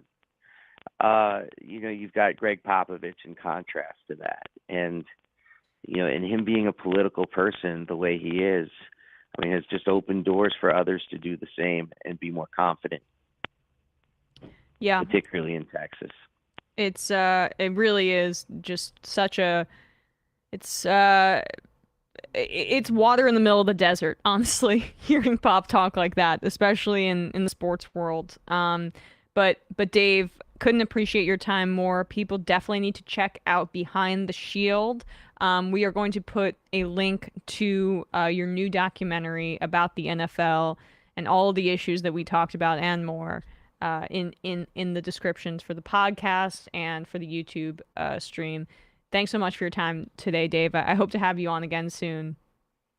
Definitely. Thank you so much. Appreciate it. All right. Dave Zirin of Edge of Sports. Thanks so much. All right, we're going to take a quick break, but when we come back, we're going to be taking your calls. So if you'd like to call in and talk, call in 646-257-3920, and then we will, after a few calls, wrap up this episode of ESVN.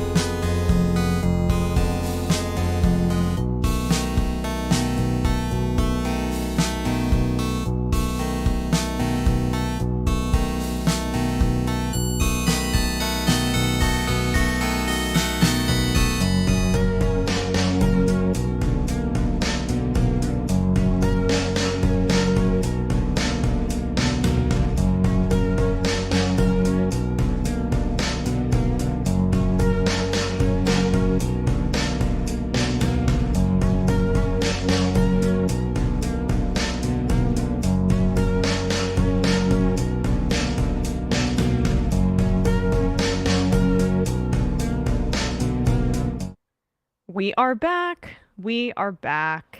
We're going to be taking some calls from you. If you'd like to call in, the number is 646-257-3920. Ask me your sports questions. Debate me. Debate me, bro. Debate me.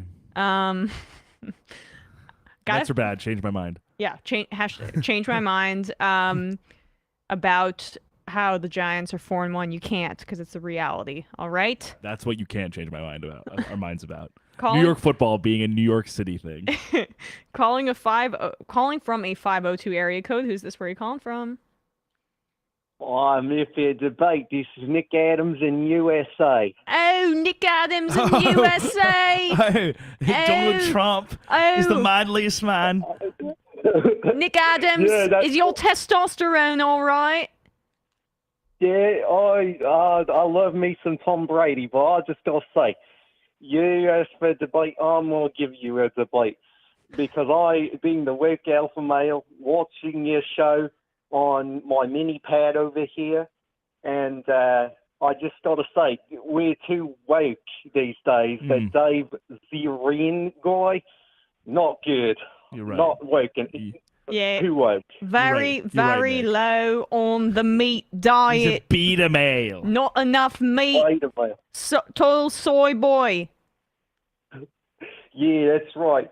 I just gotta say, and this definitely is not going to give away who's doing this voice, but now that you're losing it. You're losing it.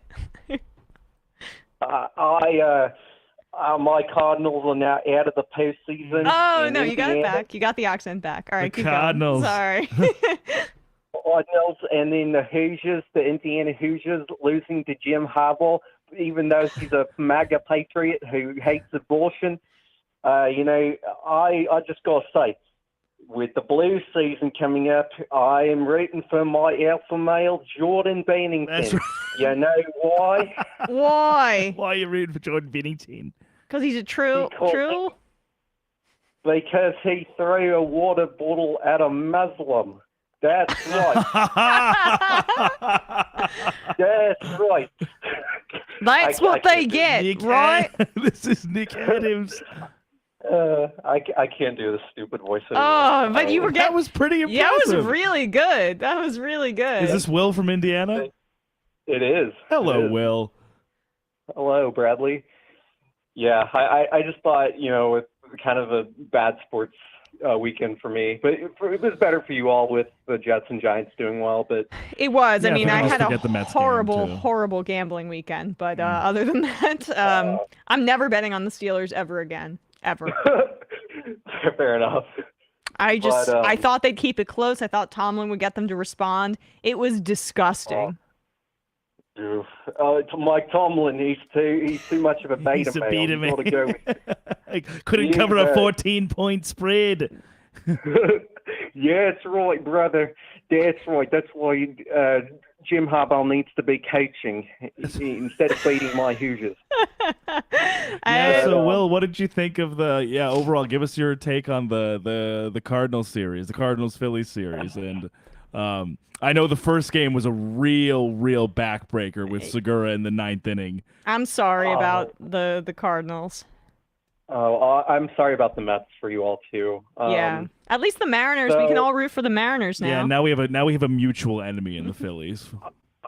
Yes, I know you all and I'm with you all in saying that baseball, it doesn't exist anymore, but the Mariners are the team that I want to win. Yes, 100%, absolutely. Did you see that? You saw this weekend, Emma? Yeah. The 10-9 comeback. Yes. It was unbelievable. Right. That was like sports movie stuff. Like being down 8-1 in a clincher and coming back to win 10-9.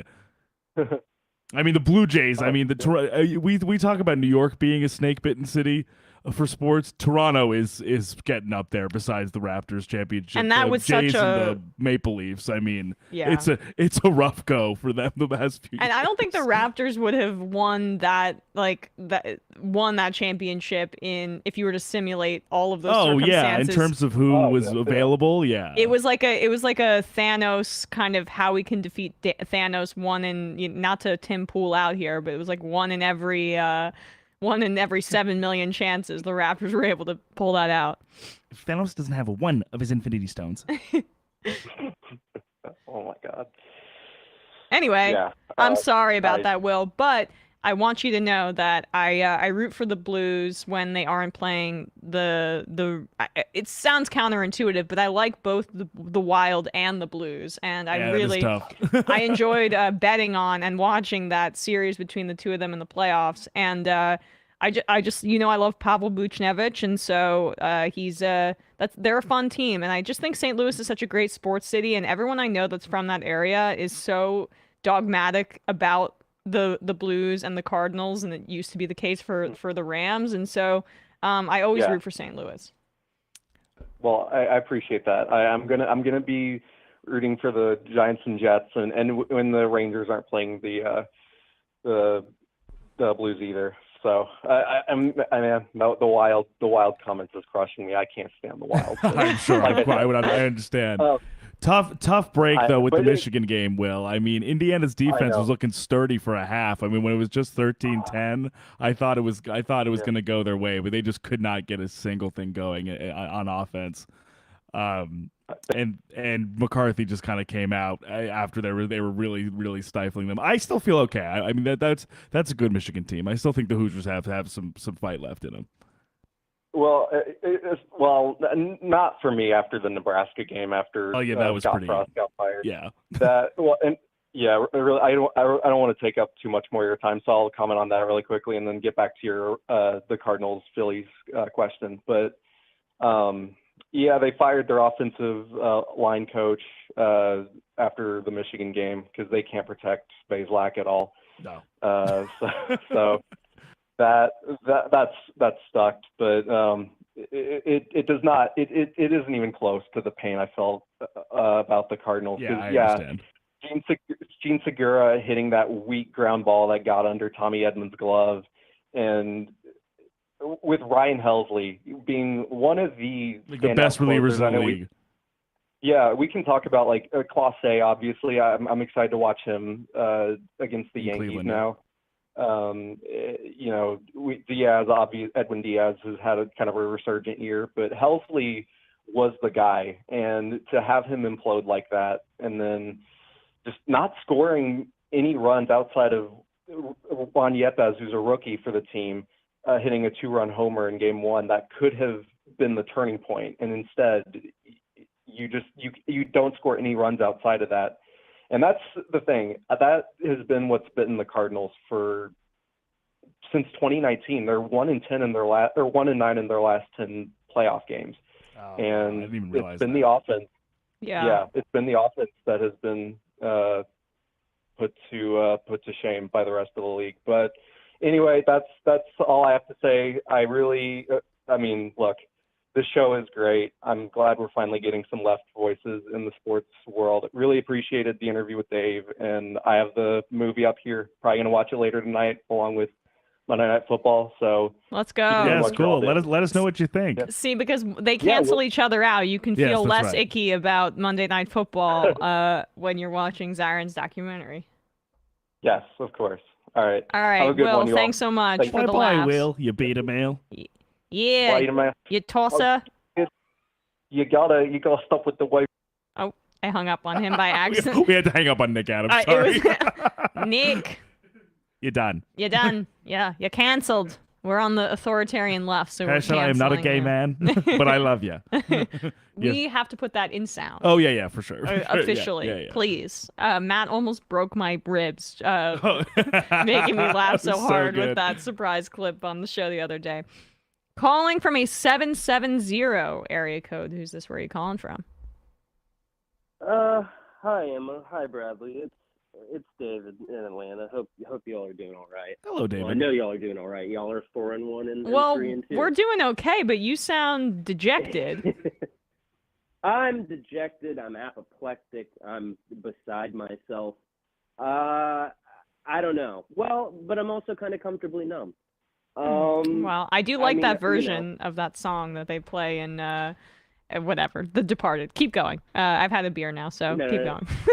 No. I feel you. This is about the Falcons, David? Like, I know. Well, maybe just a little bit. You know, that call was obviously like it was insane. I don't know if y'all already touched on it. I'm hopping in after work, but obviously like ridiculous call. Insane. The Grady really Jarrett does. sack on Brady, correct?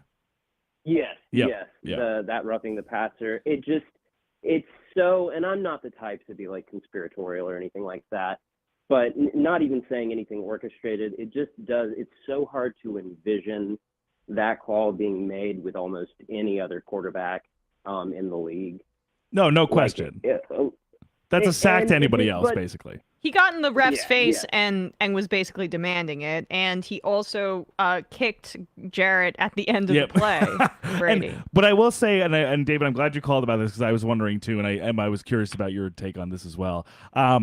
And I think there might have been a play or two otherwise, but I think it beyond just the Brady service from the refs, which I think is definitely a big part of it.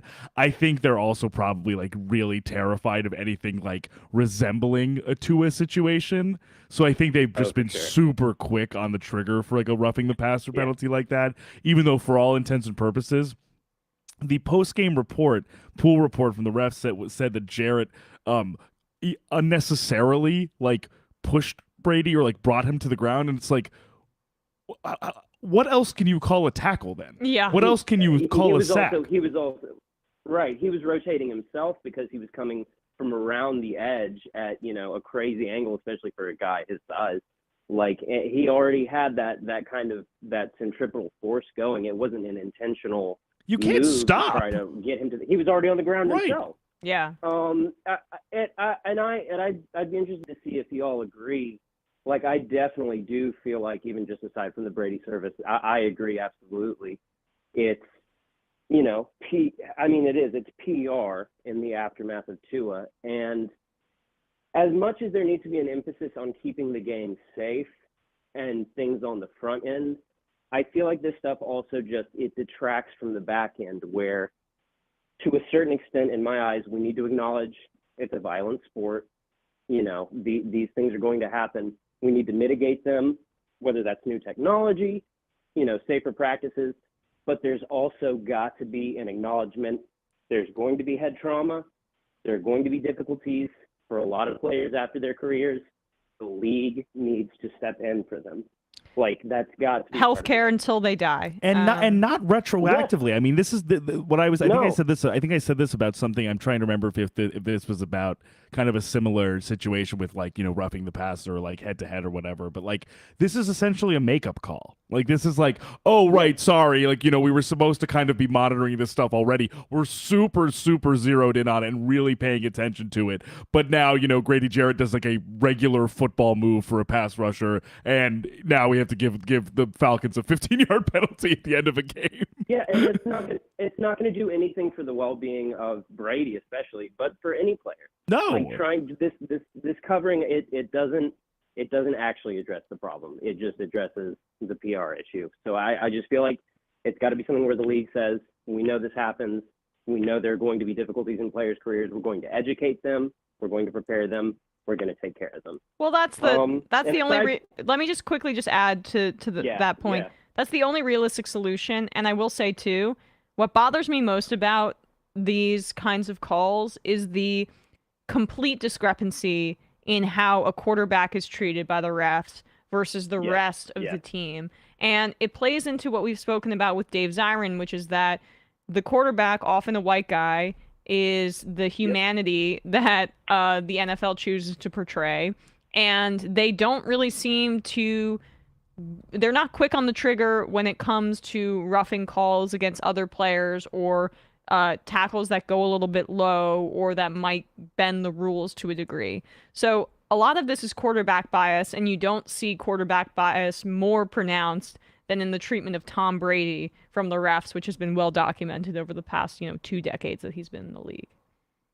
Yeah, I know in my heart of hearts, Lamar Jackson isn't getting that rough. No way. Like 10 times out of 10, not happening. Even Mariota had a similar sack. But aside from all this, I'll just quickly say these dirty birds are dirty. They're frisky.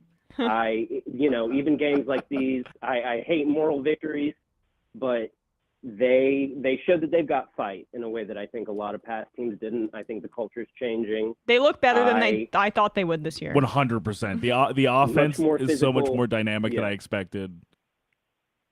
Yes. And I'm excited Cordarrelle for 2 to 3 seasons. no Cordarrelle Patterson, Yeah. no Kyle Pitts. Right. They still cover the spread. So Yes. One of the Against a good talking points defense. was Terry Fontenot in his years with the Saints, he got the most out of all the players that were there. They're doing that this year with local guys. But again, not going to make y'all talk about the Falcons too much longer. Appreciate y'all. Love the show. Thanks, David. Left is best.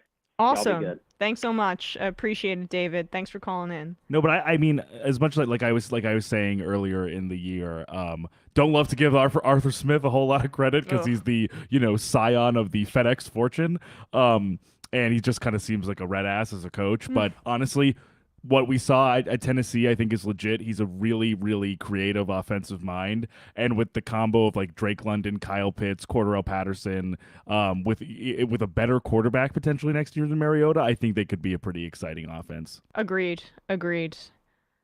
Calling from a 6-3 area code. Who's this? Where are you calling from? Yeah, hi, this is Ryan from Chicago. Ryan? First time, long time. First I got a time, quick long- question. Yeah. The Bears, poop from a butt?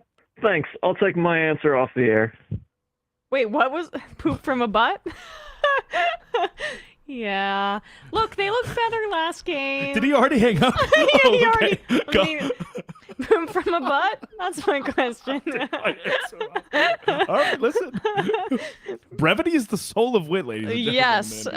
Thank you, good sir. Yeah, the Bears, I don't know what to say, but I mean, I'm not watching the all 22 of the Bears game, so I can't give you a definitive, answer about Justin Fields, but I'm watching Red Zone, and then I have some streams up of the games that I'm more interested in for fantasy value, and that wasn't one of them. So again, just watching on Red Zone for the most part. He has these runs, and he can sling the ball. I'm perplexed as to why it's not going well. It's genuinely like very frustrating because like we've been saying the last few weeks, like you can see the tools, you can see some of the reason why the potential was enticing for teams, and then you see the processing lapses or his inability to like stay in the pocket or make his reads or like you see him not only stifled by seemingly some of his own processing issues, but also by kind of the lack of ambition with the offense. Yeah. Because, I mean... Well, you have a defensive head coach, and right. I don't know why that hire happened. They've looked well coached, but... But the most important thing should be optimizing Fields, right? Ideally for the future of the franchise. And yet, like you said, they hired a defensive coordinator to take over the team.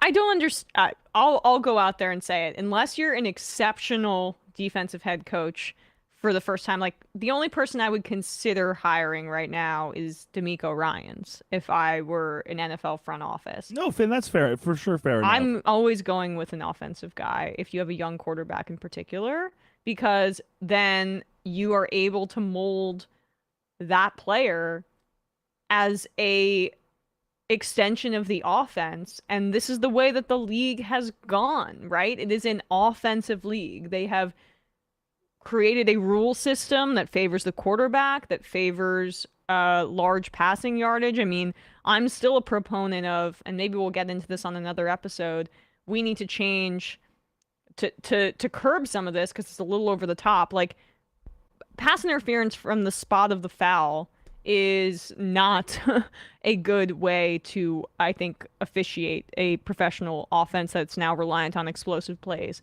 Because that ball could have not been catchable, you could maybe do it halfway there. Maybe, Bradley, we could debate this at another point. But like the way offensive PI being from the spot of the foul and being like, say you throw a 40-yard bomb, I don't necessarily think that that's the right way to officiate the game. But whatever. No, I think it's fair. I think it's also just so hard when the league legislates to the point of like insanity in terms of like bureaucratizing the game so much that like you need to understand like a thick manual to essentially know like what's actionable or not. So I just think it's like it's a hard enough thing to arbitrate already, let alone like I see what you're saying though, because I think it's such that something like that in that particular hypothetical circumstance is such a field swinging penalty to begin with. So I see what you mean. Yeah. Robert in the chat over here is saying that Fields had a 118.8 quarterback rating, which, listen, I think is encouraging. I think speaks to what we think is he played better this game. Absolutely, that speaks to his potential. I think it speaks to him. I certainly think that's great to see that he's improving in spite of the talent around him. But I'm just thinking about, like, I just think he needs a more consistent offensive scheme, and also just better players around him, a better line. Lucas Patrick can't be the biggest signing for the Bears on the offensive line, especially already after losing James Daniels as well. Yeah, 100%. Calling from a 270 area code. Who's this? Where are you calling from? Hi guys, this is Trent calling from Kentucky. Can you all hear me? Yeah, Trent from Kentucky. What's on your mind? Hi, Trent. Hey guys. So the biggest thing that you guys have been talking about, coaches and stuff and contracts kind of came up today, but kind of in a different perspective, I kind of want to talk about some of those coaching contract buyouts that we've been seeing. Yeah. There's two different perspectives of it that I've kind of seen. In the NFL, you got a guy like Matt Rhule who gets fired today.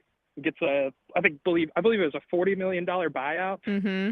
And with that kind of contract, I can just kind of point and laugh at David Tepper for, kind of offering a pretty short-sighted contract, I would say. Yes. But, from a different perspective, I'm a big Louisville Cardinals fan in college. My school, it's pretty widely accepted we'll be having a coaching change fairly soon. We just got off the hook for a $15 million buyout, not only probably 3 or 4 years ago, and now we're going to, put another $4 million on top of that. It's like, where's all this money coming from? And what's crazy is that $4 million is considered a cheap buyout by today's college football standards. You had Nebraska who fires Scott Frost for $15 million. They could have waited for 3 more weeks and paid him half that money. I just think that the way that these contracts are set up is just super backwards, and I don't argue really just kind of gross. It is, especially, in the NFL, I don't care if David Tepper wants to pay anybody $100 million, right?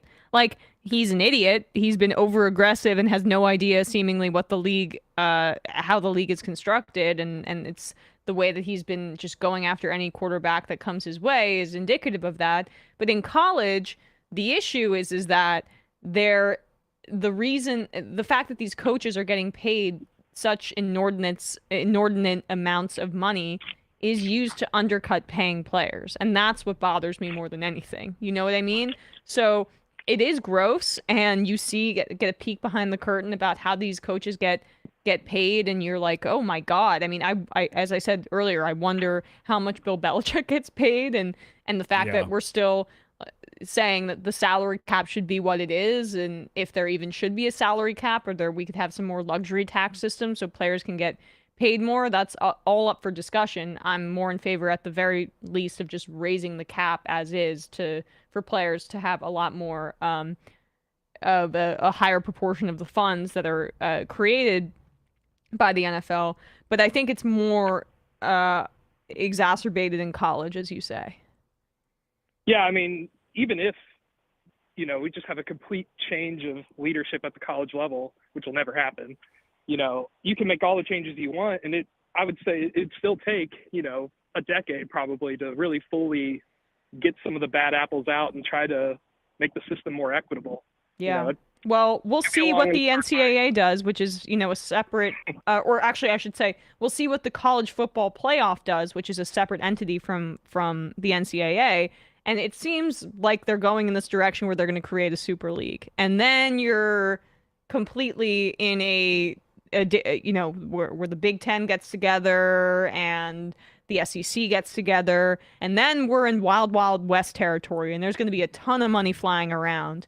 And we just have to make sure that we're diligent in terms of messaging this on the left about how that has to go to the players. Because as like you're saying, Emma, and like to your guys' point, to your point, Trent, also, we're seeing this all over. We're seeing this with the Live Golf tournament in Saudi Arabia. So supposedly, maintaining competition with the PGA. We saw it in the Premier League in soccer where the Super League was tried. They tried to mount the Super League until fans were absolutely outraged to the point where a lot of the teams backed out of that proposal. It's the same thing with all these different machinations of conferences and teams basically rushing to, join the Pac-12, join the SEC, join the Big Ten, not really for any sort of regional reasons or any sort of rivalry or any sort of issue that has anything to do with the actual game of football. It's just the pure financialization of the sport. Yeah. And I think, and it's true, it's just purely a capital problem.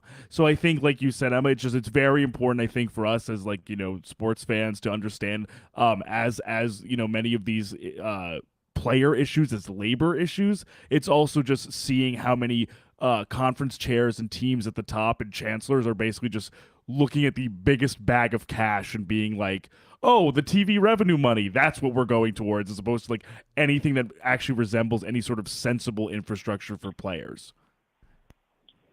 Oh, for sure. And before I go, I just wanted to say I wanted to vouch for Lamar as a Louisville fan to get paid. Yes. I was a freshman on campus the year he won the Heisman, and oh, cool. my sophomore year was his second year. And, I saw him a few times on campus, and actually one time I was walking into my dorm my sophomore year, and it was a pretty open secret that some of the not A-list players, but kind of that second, third tier players also stayed in that same dorm building as me. And so I walk in there, and I'd say probably a dozen football players are down there just circled around Lamar, balling out in Madden against one of his other teammates at the time. It was one of the funnest things I've ever seen. What was he like? Really, is he just, cool, calm, collected guy like he normally is? I mean, you could just tell that his teammates love him. That's the thing. Yeah. Even something like Madden, Madden's cool and all with just your friends, but it's not the most fun thing in the world to just kind of watch as a third party. But the fact that, so many of his teammates were circled around, watching, and they're all just cutting up and having a great time. It's really cool. Yeah. I mean, I'm getting to a point where my Lamar Jackson fandom is almost getting a little embarrassing, but he's definitely, outside of any Giants player, and now that Odell Beckham is not on the roster, my favorite player in the league. So Trent, that really, must have been amazing. Trent, really quick before we let you go, two other people I'm just curious if you ever encountered on campus, Mekhi Becton or Bobby Petrino in any state of disrepair. I did not see Becton. You couldn't miss him if you did, I Petrino, imagine. Yeah, I did see some basketball players, but never Becton. But Petrino, it's kind of funny, as at football games, one of the consolation prizes they always give at the time when he was the coach was a signed football by head coach Bobby Petrino. And to this day, we always joke that they just have all these footballs signed by him stockpiled somewhere on campus. And, they're still just giving those away with how abruptly he left the school. But, yeah, thanks, guys, for taking my call. Yes, of course. Appreciate Thank you, it. Trent. Appreciate Thanks so it. much. And we're going to take one more call, read some IMs, and then we will get out of here. Calling from a 360 area code. You are the final caller of the day. Maybe. Hi, Emma. This is Justin from Seattle. Can you hear me okay? Yes, Justin from Hello, Seattle. What's on your mind? What is on your mind? Yeah, Hi, my guess. I think we can guess what's on your mind. I think I'm getting an echo. Oh. I wrote my question down. For gambling, how much are we going to look for the players to see this in the future, since it's getting so big? And I'll take my question off the air. Nothing about the Mariners, Justin? Okay. Oh, well, I accidentally hung up on him before you said that, because I thought, oh boy, I'm sorry, but yes, Justin, congrats on the Mariners. Even if I feel like he just was hearing an echo, so he didn't get it, but in terms of thoughts, I hope that they get a ton of the money. It's just going to have to be ironed out in the CBAs for all these unions. But similar to Trent's call, it's just one of those things where in terms of like the revenue sharing, both in terms of like gambling assets and gambling, concerns with the NFL, as well as for college players now with name, image, and likeness laws, and how much money that these teams will see by joining bigger conferences and getting larger, shares of the pie of TV revenue and things like that. That has to be bargained for like tooth and nail when it comes to any sort of revenue sharing when it comes to players. And if we're going to essentially have every other commercial on every NFL broadcast be for DraftKings or FanDuel or Caesars or MGM Sportsbook or whatever, the player should be getting a decent cut of that. And that's what I think the NFLPA should be really focused on. And of course, this is speculative, but if there can ever be some sort of organizing unit for college players, that should be a big thing for them going forward when all of these super conferences basically just start forming in the next few years. Yep. All right, guys, that's the end of the call portion of the day. We're going to read a few IMs, and then we will get out of here. Thank you guys for calling in. I can't wait to do more calls. Yes, we love calls. We love calls. Next Monday, we're going to be doing calls on Monday going forward. Majority Report wardrobe coordinator Russell Wilson says, "Let's ride," like that right before he gets up on his Segway. Drew from Vegas would love to call in and offer some general gambling advice and some whistleblowing kind of stuff, but I'm only free between 5 and 5:30. Oh no, Drew. Okay, please call in next Monday, and we'll try to open up phone lines a little bit earlier because I'm very interested. Southern Socialist, as a Carolina Panthers fan, the best I can hope for is we lose every game this season in order to get a great draft pick. No, fair enough. It's not out of the question. But my only concern for you there is the sheer amount of quarterbacks on the roster. There's four quarterbacks. No, now there's on the roster. none because I guess none of them are playing. None of them. I mean, two high ankle sprains. Right. A Liz Frank injury, season-ending injury, and then so it's just PJ Walker until Sam Darnold comes back. Man, that is a tough situation. It's really tough. Ryman, Bills KC next week is going to be fun. Go Bills. Woo! That is going to be a sexy matchup. Oh, yeah.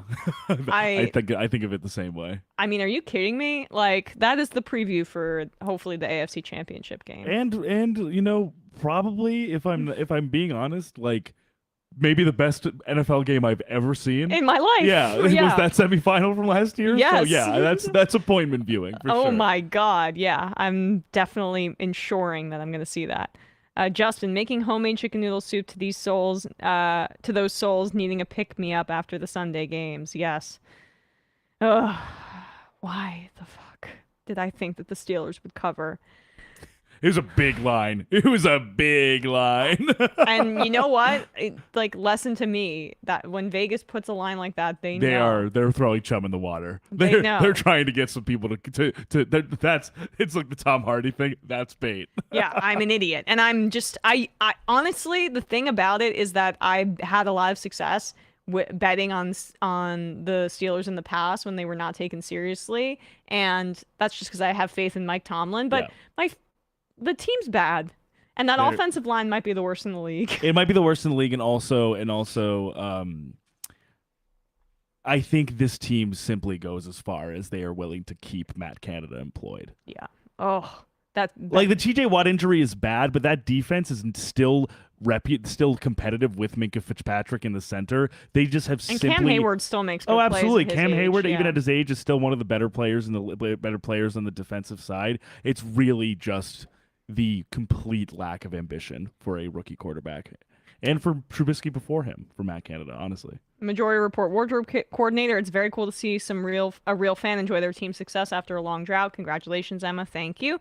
Southern Socialist. How about them Giants? Left is best. And the final IM of the day. Salt Lake Lefty. Love ESVN so far. Thank you very much. Thank you. All right. Go Jazz. Yeah. It's gonna be a rough year. Really. Fuck the Jazz. Fuck Danny. Yeah. I'm sorry. No, not. Don't actually fuck the Jazz. We're going to a one shot here. I'm just a little bit I think it's a little bit suspect that that Danny Ainge was so reluctant to deal Donovan Mitchell to New York, because that guy is known to be a spiteful asshole, and I genuinely think that he did not want to give Donovan Mitchell what he wanted. Well, he's also a resource hoarder. It's like his thing. He just likes to edge and I teams know for that they getting have it. the better package, but this is a biased segment. Absolutely, no Understand question. this. I was in. And Matt Matt Leck, we were talking ball last week, and he was like, "You need to stop being so upset about Donovan Mitchell. It's actually a good thing for the Knicks." So I agree with him, but that's another story for we're another gonna day. have Matt on at some point to to talk about the NBA. Should we do a little preview of who's coming on next week? Well, let me just confirm with him. Oh, okay, We'll good. give our preview on Thursday. We're gonna have an NBA guest on next week to talk about the season. I'm so excited. I mean, I don't even know what we're going to do when the NBA and the NHL and football are all on at the same time. It's going to be sensory overload. Yes, it's a true feast for us. All right, guys, enjoy the rest of your week. We will see you on Thursday to give our picks for the week. Bradley has officially tied me, and we will be the underdog strikes again. I know. God damn it. I hate the Steelers this season. And honestly, I lost that Seattle bet by 1 point. Yep. And I covered by like 1.5 points. Bradley covered his two. Bradley would have gone 0-3 if it wasn't for 1.5 combined in 2 games. Because we'll get to it, obviously, but my Or he would have lines pushed bet was probably the worst bet of the season so far. Well, it wasn't great because they put up a goose egg. Screw but you, Dan Campbell. I can't even hate. So that's gonna be really fun, and we'll let you know what our punishment / prize will be and what we've decided on Thursday. So see you then. Peace. Bye bye. Bye bye.